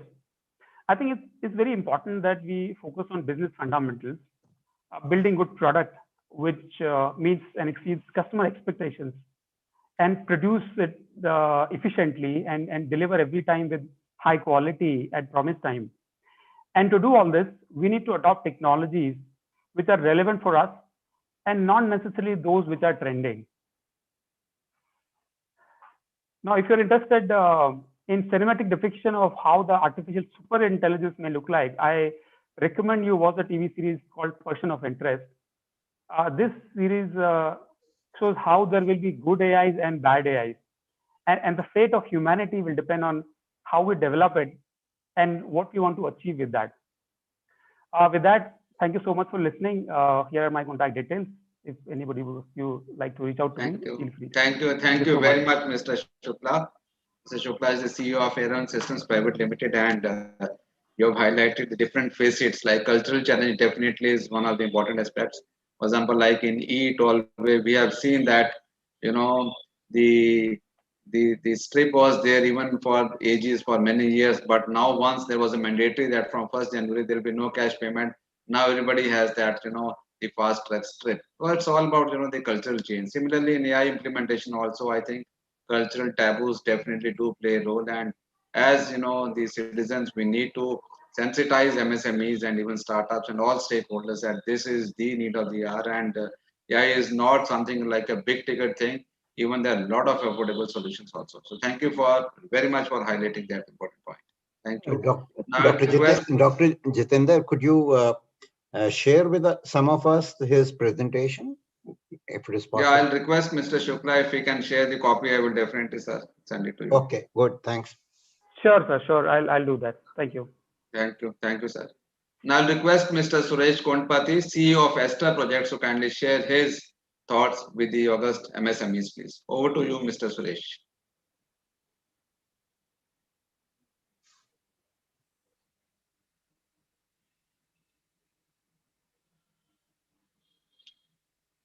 Mr. Suresh, are you there? Okay. So meanwhile, like till we get the connectivity of Mr. Suresh, I can invite Mr. Sunil Kumar Goel, the founder of BZ India, to share his thoughts with the audience, please. Over to you, Mr. Goel. Mr. Sunil Kumar Goel, kindly unmute yourself. Yeah. Hi. Good afternoon, panelists. Can you hear me? Am I audible? Yes. Good afternoon. Thank okay. you. Okay, thanks a lot for inviting me, Dr. Jaddi. I've been listening the whole panel, and had been a wonderful thoughts which have come. So I thought I will focus. There's been a lot of knowledge which has been going around, and people, distinguished panelists have covered, and so I thought I will cover some of the use cases which I have come across. And which I think are implementable for SMEs. And these are the ones which I have worked. Some of them I have worked as a part of my assignment. Some of them I have come across.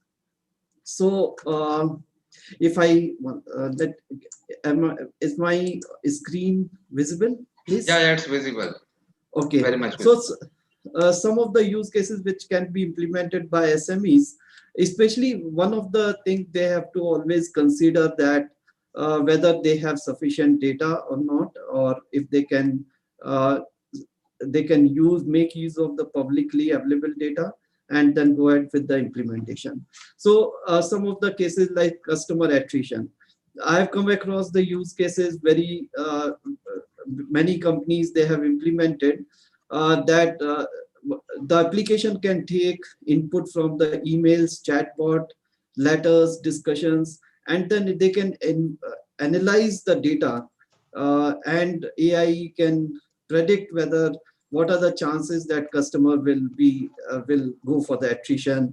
They can be retained or they may not be retained. So this is an early warning sign, and this can be very well used for giving special attentions to the customers. And maybe it can also tell which are the happy customers, and they can focus on these to increase their sell.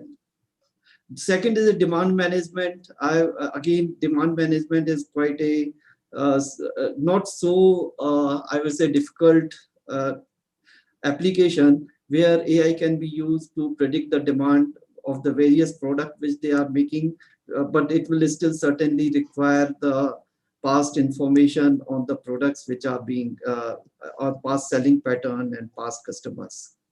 Then cross-sell is again being extensively used by the retailers like Amazon, where based on the product patterns, product past purchases, customer profiles, it can be predicted with fairly accurately that what customer is going to purchase in the next year or whatever that timeline is. Next one, I will cover some of the use cases again in slightly in detail. This is a use case for North America cosmetic industry. They have 16,000 items with 4,000 new launches every year.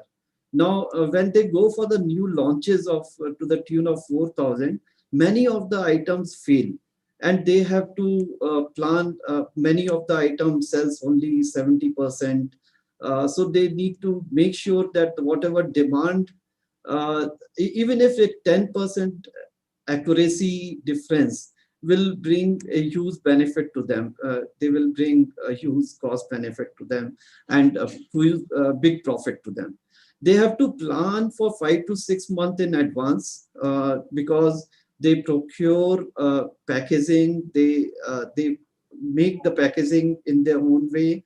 What type of product they want to sell, they have to sell based on the seasons of the year when product is being launched. Now, and then these products do not have a very long shelf time. They get stale as soon as one season passes or two season passes. So, and this company had 7 to 8 years of sales data available, and they had a customer profile. So in this case, we identified the parameters which can be like cosmetic type, reason-wise past sales, age-wise sales, color, packaging time, type, and various other parameters. And one can do the research and fine-tune these parameters again and increase the accuracy of the demand projection. So this can be, this kind of use case can be implemented by Indian MSMEs as well. Then another use case, which is their vehicle parts maintenance.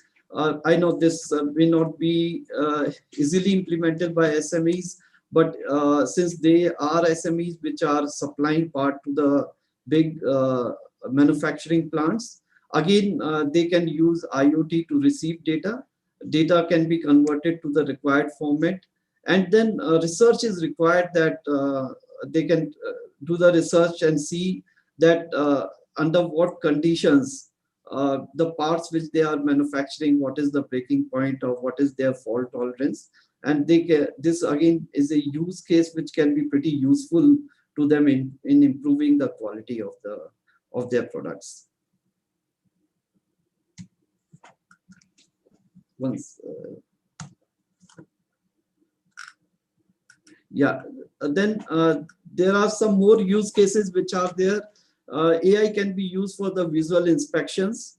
So for example, you can see the fridge and it can see that all the parts which are there available or not. The parts are complete, so it can be used for the visual inspections of the any kind of finished product, or it can be used for the interim products or from the raw material which is coming. Second is you can see on the right side, which is video analytic. Through video analytic, you can see that if it guards are wearing uniforms or even all the staff is wearing uniform or not. The same is true for students. And also on the same video analytic, one can see whether some workers are in danger zone, they are doing, they are safe within the factory, they are wearing helmets or not. These all are automatically can be taken care by AI and warned to the senior management, which will be of the great help. They can see that are they working safely, which is one of the big concern when they are working with the heavy machinery. In the healthcare, esteemed distinguished panelist has already covered. So I will not spend much time on this. Then insurance process, again, vehicle insurance, when there is a breakdown. Now there can be multiple use cases while this is for a particular insurance, but then there can be use cases where AI can see whether the plant machinery is broken or the items which are being produced, they are broken or they are being produced accurately.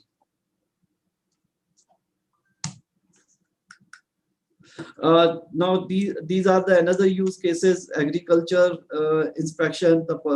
There must be some SMEs who are buying the agriculture product and then they want to understand the quality of their product or fruits which are being packaged here. So again, they can see that they can understand the quality of the product, food products, and then also segregate them, which is more appropriate. Or they can get benefit even if high quality product are separated out, they can get a better price for more better products. And then they are also supplying a better product, more predictable products to the clients. On the right side, you can see on the mobile where there's a automatic counting. I know I've come across many cases where SMEs are looking for a solution where their input supply chain, when material comes from the supplier, their own supplier, then they are not able to count very easily. They cannot understand the quality or know the quality, analyze the quality very soon. And because of this, these raw material takes time to go to the production line. So this is something which can be done automatically by AI. And even the finished product, what is the inventory, that can be understood by AI, and they can know it very accurately. Then last, this one is traffic and smart city. So you can see the vehicles which are going, they can understand if vehicle has broken some rules or what is the vehicle number. I'm not sure how relevant it will be for the SMEs, but yeah, this is also a use case. One can always think of similar use cases while working with the SMEs for their requirements. Now, one of the key challenge for SMEs, and as highlighted by last panel, is that even digital transformation or data is not available, and they have their own challenges within the budget constraint, that how do they go ahead with implementing the AI? What are the steps? Since most of the companies, they charge very heavy amount for implementing any solution. So they must see that what is I have listed down the steps which they can see, and they can follow and understand that whether AI is a right solution for them or where they can implement it. So the first idea is that first they should identify problem area, or they can identify improvement area where they are facing the challenge. Then second step is they must do the cost benefit analysis, that which they can afford the cost, and that solution really is going to benefit them from the implementation perspective. Third is they certainly need data for implementation. So some of the solution, like if they say reader, for example, character recognition, they have a publicly available data, or their data is already available in many cases. But in some of the cases which problem is specific to them, they will not have, they cannot find data from the publicly available sources. So they need to see that they already have, they should have data which is available, based on which AI solution can be developed. And then data should be validated, explore that it is there. And then they should also see that how they can build the model and validate the methodology for model. So whenever they are talking to the AI expert whom they have hired, they should consider all these points. And then model validation, that once the model is ready, or POC, proof of concept, is ready, then how they will validate the result, that also should be thought beforehand. And then develop POC. My suggestion is that first they should develop POC only, proof of concept, on a much less scale. And once it is successful, then they can go ahead and implement the full solution. And then AI kind of solution generally requires continuous improvement. So they should continuously look for the result, and continuously see how they can improve it as there is a learning. There are many resources which can be used. Government of India website is there. PhD chamber itself is providing, is emphasizing on the many solutions. So there is an expert committee, they can use that, or they can look at the other customization options. Now on the one of the slide, I will not cover in much detail, but I know some of the solutions which have been, I think, moral dilemma while implement ethical thing which AI solution is implemented. For example, if you have you are monitoring the workers, then do you penalize for the errors which they have committed, because they will be almost under surveillance for 24 hours? Or if one takes a break, a bio break, cigarette break, do you want to again monitor these small challenges which are there? Or when one get hurt, for example, during the operation, then how do you, what kind of action and what is the purpose of AI? These are the dilemmas which one must consider while implementing it. So yeah, this is my, that is all which I wanted to cover and have. Thank you again. Thank you, Mr. Goel, for sharing the case studies and use cases in different industry verticals and sectors. In fact, what we believe that AI is basically sector agnostic. You name any sector, there will be some footprints of AI can be developed, maybe in a smaller way or larger way. In fact, we emphasize like on smart cities, even like in transport sector, healthcare. So these are relatively some of the most important sectors that right now India is burgeoning in. And I'm sure that with coming times, even in academia, even like you said about students wearing proper dress or not, everything can be immediately deciphered using AI tools. That is definitely is going to the academics, or you can say the education of tomorrow. So thank you very much for sharing your perspective. Now at this point, I'll request now Mr. Suresh Kondipati to kindly share his perspective if we are able to have him. Mr. Suresh. I think there is some connectivity issue with Mr. Suresh side. Okay, so till we get him on this platform, I'll request Mr. Ankul Bansal, the co-chairman of Innovation Committee, to kindly take over this session. So you can ask your relevant question. I'm sure you must be having a lot of questions in your mind, and also you have got few questions in the chat box also. So over to you, Mr. Bansal. Thank you so much, Dr. Jitendra. So we just got a message here that Arnab needs to leave in the next 5 minutes. So we'll take the first question for Mr. Arnab. So Arnab, you had a slide where you were comparing the AI development of India versus US and China, where you were saying that India is doing a lot of AI development from a quantity perspective, but lacking probably behind these industry leaders from a quality point of view. So what exactly are the implications of that, and how does how the AI sector in India and MSMEs in particular, how can they address this challenge? How do they move forward?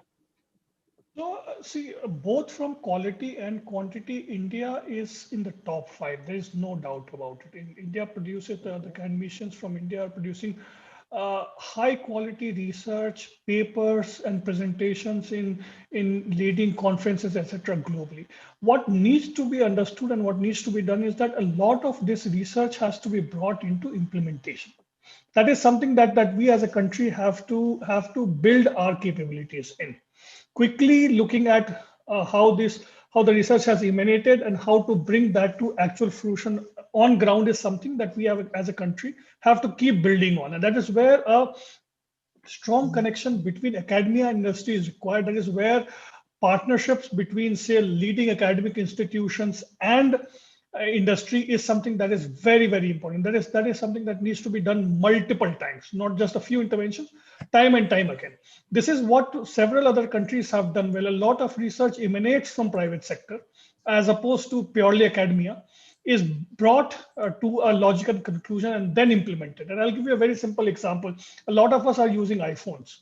The CD in iPhone actually was a technology that was bought by Apple from DARPA. So DARPA built that voice recognition technology, brought it to a very stable stage, and then got in partnership with industry to take this to the next level of conclusion. That is something that we have to do. Similarly, if we are going to work for an India example, if we have to work in, say, natural language processing, etc., we know that a lot of IITs, Triple IIT Hyderabad, doing fantastic work in this area, and IIT Hyderabad also. Now, how do we make sure that we bring this to our companies so that end-to-end multilingual solutions are being available for the population of the country, so that language barrier is not there? These are the kind of researches, use-inspired researches.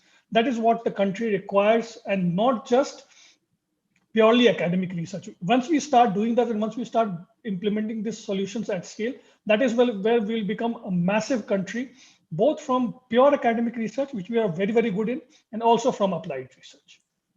Right, Mr. Arnab. I think that's a generic thing that India is lacking in at this stage when you're comparing it with the West, not just for AI, but any research in general, like you said, in the West emanates from the corporate sector, moves to the academia for solutions, and then gets implemented. Yes. Right, sir. Dr. Jitendra, I think Mr. Goyal is here. Yeah, Mr. Pava wants to ask some questions. Sir, over to you. Okay. This is a comment question for Mr. Shukla.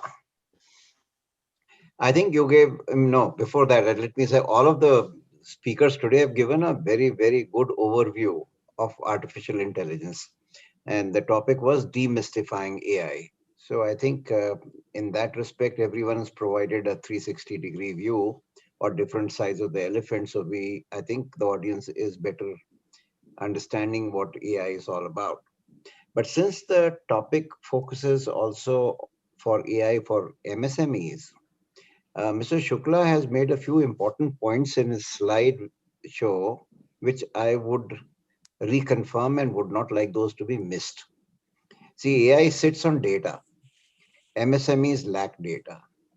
And the beginning point of MSMEs to even get their act together in the business would be a basic ERP and a CRM. To a large extent, the ERP is the back end of the business and CRM is the front end of the business.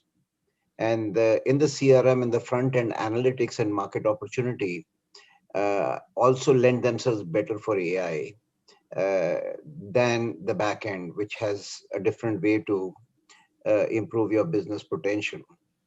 So I think listening to you, Ted, can you confirm to me that unless some of these basic things are in place within an organization to use the data which comes out of the organization's own experience to use it for themselves, the AI would be at least like 2 steps away.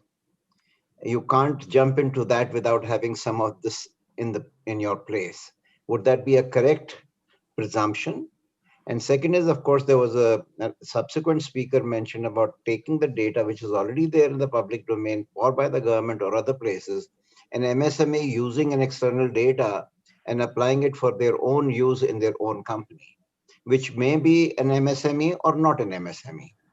So I think there are 2 uses of data. One, what you generate yourself for your business, and the other is what you can borrow and use it in your own business. Would you like to comment on some of this observation that I've made, Mr. Shukla? Yes, Mr. Pava, I think you brought out very important question. What we are missing is that the AI that we are talking about is done by top 10 companies or top 20 companies in the world. And they are the ones which are leading all the research or even building products. But if you look at the MSME, then I think the today's focus is more on MSME and how they use AI. With MSMEs, we are talking about very, very fundamental basic things like CRM and ERP, with which what you do is that you collect your own data. So every industry has their own data, right? Their products, how many products are they manufacturing? How do they manufacture? Are they providing services? How many customers? What is their efficiency? So first of all, you need to collate the data and collate your own data. And that's where the tools like CRM and ERP are required. And I think if you can get to this level itself, that will also give enough boost in terms of efficiency and the product delivery. And that can take the MSMEs to next level. I think we are far away from using the real AI's capability in improving the efficiency or building a next generation product. And I'll again reiterate, this is all done by either the government for huge amount of data, for huge number of potential customers like citizens of the country, or done by companies like Google and Facebook, where they have billions of people using those products. So I think we should not confuse what MSMEs can use versus what the real AI is. Okay, let's talk about the basic things. Let's make those tools available to people and let them understand how do we implement them. I'll give you my own example. I mean, we're a fairly tech-savvy company, and when we went into identifying an ERP, we couldn't implement in 6 months because our market and our product and our processes were unique. And most of the ERP systems are made keeping in certain processes in mind. So you have to go and customize even the basic ERPs. So the implementation takes time. And I can imagine there's a company with 10 people or micro enterprises with 10 people or 20 people and try and implement ERP or CRM and how difficult it will be for them to adopt their processes. So I think we must focus first. If we have to look at this long tail, these micro enterprises, 99% of the MSMEs, if you want them to go to next level, I think we need to focus on these basic tools, get them implement those and get the benefit of it. And let the government and other big companies worry about the AI and the intelligence AI. So to summarize, I think demystifying has been very well accomplished today. But for the MSMEs, to get to AI, you have to take care of other building blocks first. Of course. Okay. Can I add something? I think distinguished panelist, Mr. Ashwini, told the very right thing that we need AI data before it can be implemented in a right way. So there are use cases which can still be used by SMEs, which are not directly related to like ERP and CRM. And some of the data can be built quickly. Means I know that is the right thing to do, what Mr. Ashwani said. But at the same time, we should not also see the low hanging fruits, which can be accomplished with the help of AI by SME sector. Which is making use of the external data. Which is making use of external data, or can be quickly generation of the data within their own factory. For example, quality control, one area where they are producing a product, can that be used by using AI and quickly implemented for their product only? If they are making 10, 15, 20, 30 product, it can be done probably. Inventory calculation is another area, like counting of the incoming material which is coming, can it be done? So there may be still bits and pieces where they can implement AI as a low hanging fruits and to increase their efficiency. This is my point.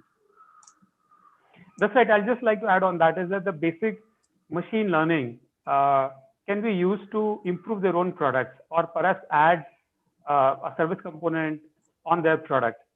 And which is what I try to highlight, that there's also a business model change or business model shift can be done, making use of the data that you have.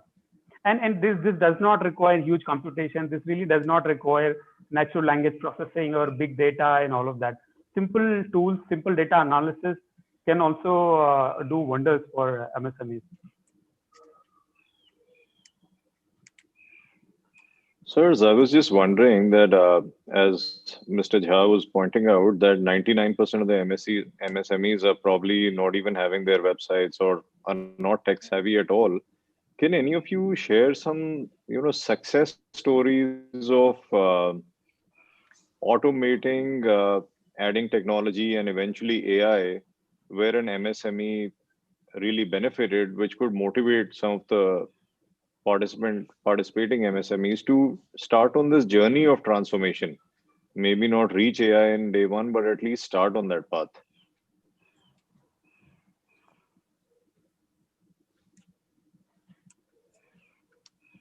So any case studies of MSMEs which may have successfully made this journey of transition to automation, technology, transformation, and then AI?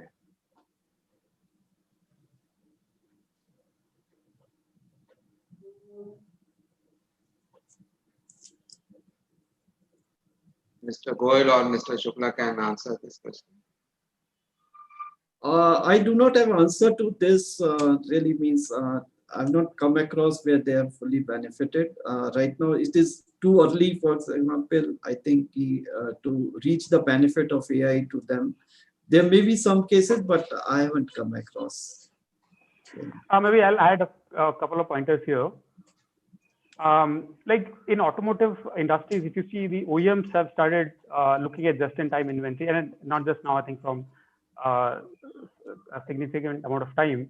And in just-in-time inventory, to really make it possible, what they're doing is they're implementing CRM in their suppliers end, and the suppliers can be small as well. So just with the basic data, how much stock do they have at any given point of time, and at what stage of production are they?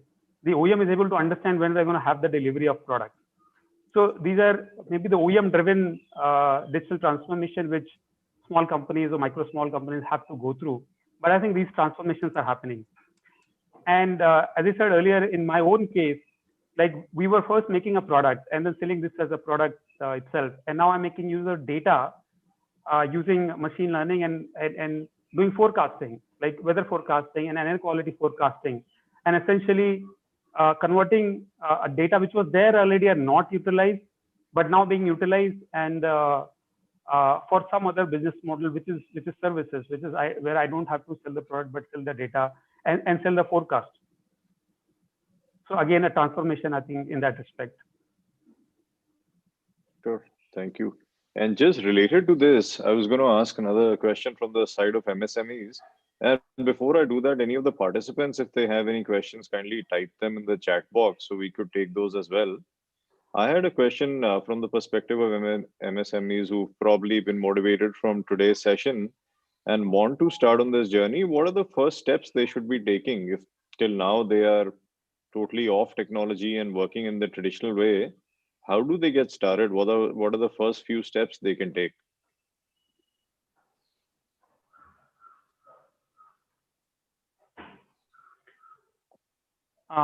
If you would like me to answer that. Sure, anybody can. So I think the first step would be to digitize what they do manually.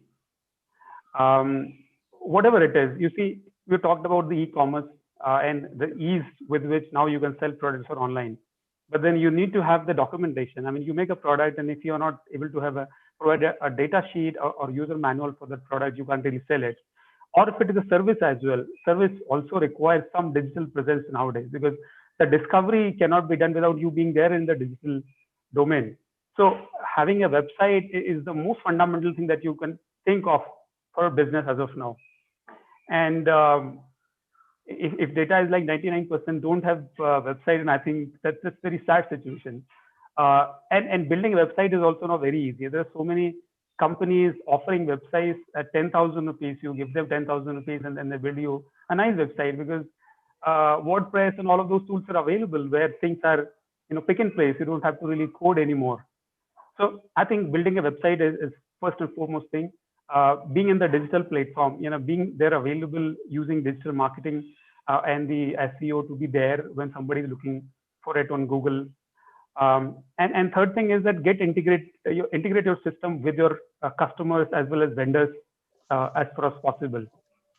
And when you are able to generate the internal data, the next step is to look at where do you get the efficiency in terms of bringing your cost down or improving your quality, and especially delivering on time. I can tell you delivering on time is becoming a very essential part of the business globally. And you cannot do that without you have basic foundation of digital tools and digital data being generated and looked at internally. Right, sir. So I guess before you move to, straight away looking for an expensive ERP or a CRM, one can start with these small steps of building their website, coming on the digital platform, having a Instagram, Facebook, LinkedIn profile of their company, maybe using Google Suite or Google Sheets for their internal documentation before they actually get into purchasing something. Right? Absolutely. Yeah. Absolutely. Anybody else who would like to add something more to help the MSMEs start on this journey of transformation? Any tools you have in mind besides the one already discussed, or we will move on to the next one? Yeah, just to add, I have come across some startups who have created their tool, which basically these are cloud-based tool, and they support implementation of AI with minimal data or with the data once they have. These could be fairly cost-effective to implement, but certainly they have to think through what is the problem they are trying to solve, and then use these cloud-based tools. Then in addition to that, like chatbots and this thing, which are nowadays good chatbots available, which are context driven, they can be used also by SMEs. So my thought is that they should certainly identify some of the issues which they are facing, and then see if there is a right AI application which is available to help solve that problem. Sure, thank you. And just another related question on the supply side of manpower, who would be helping MSMEs in this transformation and eventually adopting AI. So before they get to the stage of learning Python or C++, what are how does a student who's interested in offering services in AI get started? To what kind of courses or what kind of skills should they acquire before they become equipped to support companies in their journey of digital advancement?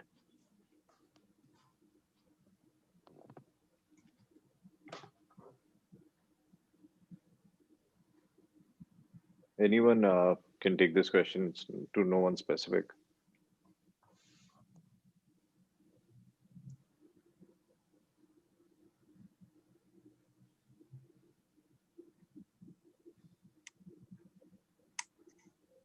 Mr. Ashwini, would you like to get the conversation started on this? I think Mr. Jha touched upon those aspects in terms of the basic building blocks of these skills. And the good part is that there are a lot of tools available now, wherein you need not really wait for formal academics or semesters and courses in the college for you to get started. There are a lot of tools available which help you learn these things very quickly. And if you can start with the basic machine learning algorithms and understanding those and get on with the big data, eventually looking at the AI part of it. And AI has multiple facets, if you see. One part is your image analysis itself. A lot of things that is being done in image analysis and video analytics.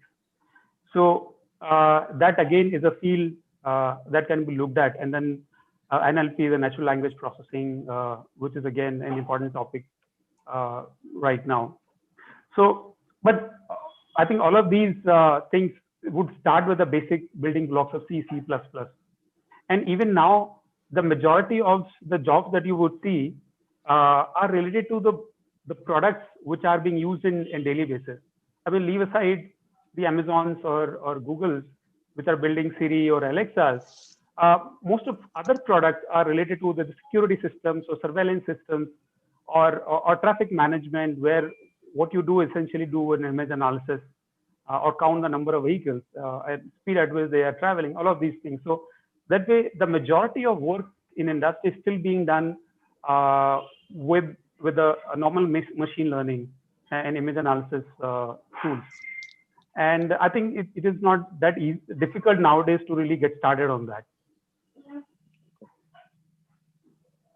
Okay, thank you very much, sir. Dr. Jatinder, do we have any more questions? Or yeah, but thank you very much. I'll request Mr. Mishra ji to kindly give his final remarks, maybe in a minute or so, and then finally we'll propose vote. Over to you, sir. Thank you, Dr. Jatinder. As I was listening these interactions of question and answers, the few things are very important to be understood for the young people who are trying to understand AI and coming into AI sphere, or we call it the environment where AI is dominating. I will give you three small examples. One, like in HR placements, we always find problem in the companies to get the right candidate. So we ask special agencies, HR agencies, to give us selected biodata, CVs, so that they can do pre-filtering. So this pre-filtering can be done by AI. So many startup companies I'm interacting or looking in at a startup atmosphere. So these kind of small things can really change the total arena of HR system. And where they are putting a lot of data with the expertise from the input side, then the AI is really processing it for the employers or prospective employers. Second example, like Amazon Global, they have started a special program. In Amazon Global, they have a focus on the companies, MSME companies from India to become global. So what is happening in that, the most of the Indian companies don't have their product display quality, where they have a simple photograph, but this is not display quality product photograph. So there are certain small companies who are taking responsibility of 3D digital photography. They are giving you a tool so that you can use that tool and you can take the 3D photograph, or they have assigned studios from where you can ask the service by charging just $3, $4 per hour, and they will give digital cataloging of all your products. Similarly, for the taxation point of view and finance and taxation point of view, digital nomads are becoming very popular now, because people are doing work from home, and work from home allow you to go to hill station or allow you go to out of country and live somewhere and do work from home. In these cases, the tax challenges will be coming for the filing the tax, which country you reside, where you work, and where you file the tax. So, according to rough estimates, I have seen one report in by next 2 years, we will have almost 15% of the world population working as a digital nomad. So these are the really new opportunities and challenges for the people who are working in AI arena to find the tools. And even our Indian tax system has already adopted so many AI tools in their GST filing and in the income tax filing. As our previous guest speakers were talking about the AI use for this purpose for the data, government is already using this, and from next year onward we will get the income tax return from the department itself, which will be pre-filled. So during the year, if we have sold our property, so our capital gain tax will be estimated there. We need to reconfirm it and just to file it. So those kind of AI tools are really good to learn. And for the students, especially Mr. Bansal were asking few questions. These are the areas where process AI is more important than the understanding the only AI languages. So we should focus on process AI, and that will be really demystify our myth about the AI. So that's my conclusion about this today's this thing. Thank you very much to everyone. Thank you very much, sir. Now, last final thunderbolt, or you can say the final word from our chairman, Mr. Deepak Pawar. Over to you, sir. Well, I think I'll make it very short. With such distinguished speakers, and it's a good subject we have covered today. Mr. Mishra inspired us to go on this path. We have demystified hopefully a lot. But I think we have to be very cautious in terms of what we prescribe or suggest to the MSMEs. But I think MSMEs have a better understanding, and there are a lot of things that can be done in bits and pieces, as Mr. Goyal was explaining. It doesn't always have to be CRM and ERP. So how we go about adopting some of these things in bits and pieces, but that digital journey has to be started for all small enterprises. That is the message which I think everyone should take away today. In whatever form, that digital journey and awareness, even the uneducated woman in the village today can send messages and do what it was till 5 years ago she could not do that. It's the digital awakening that is happening. And I think that digital awakening is more easily possible in the MSMEs than anywhere else. So we should go on that journey very rapidly, very quickly, so that we get into the next steps as soon as possible. That's my own message to all the participants who are probably from different sizes and of industries, etc. Thank you once again for all the participants, and I will not. I will leave it to Dr. Jitendra to do the Thank you, sir. Thank you very much. And indeed, on behalf of PhD Chamber of Commerce and Industry and on my own, I'm thankful to all the domain experts who have assembled here and shared their perspective, their own case studies, and some of the prototypes with the MSMEs in terms of demystifying or using AI as an enabler tool. And I'm especially thankful to Mr. Arun Kumar Jha, our keynote speaker, the DG of NPC, Mr. Subodh Sajan, Director STPI, then Mr. Vinay Thakur, COO NEGD, and also to our technical experts, Mr. Arnab Thakur, Mr. Ashwini Shukla, Mr. Sunil Kumar Goyal. We could not connect with Mr. Suresh Kondipati. Hope to have him soon in our next intervention on AI and IoT. And at the same time, I'm equally thankful to our leadership, Mr. Pradeep Multani, Senior Vice President, PhD CCI, Mr. Deepak Pawar, Chairman of Innovation Committee, PhD CCI, Mr. V.K. Mishra, our co-chair of Innovation Committee, PhD CCI, and Mr. Ankur Bansal, the co-chair of Innovation Committee, PhD CCI, for moderating the technical session and asking very, very relevant questions. So thank you all for sparing your valuable time. We hope to come out with some sort of a thought paper on this very important topic, and we will also seek your guidance also on this paper so that the final version can be submitted to different central government ministries like METI, MSME, Ministry of Commerce and Industry, and also to some of the state governments who are very, very aggressive on, digital transforming the MSMEs. So thank you very much. Hope to have you soon in our next intervention and project. Thank you very much and Jai Hind. Thank you.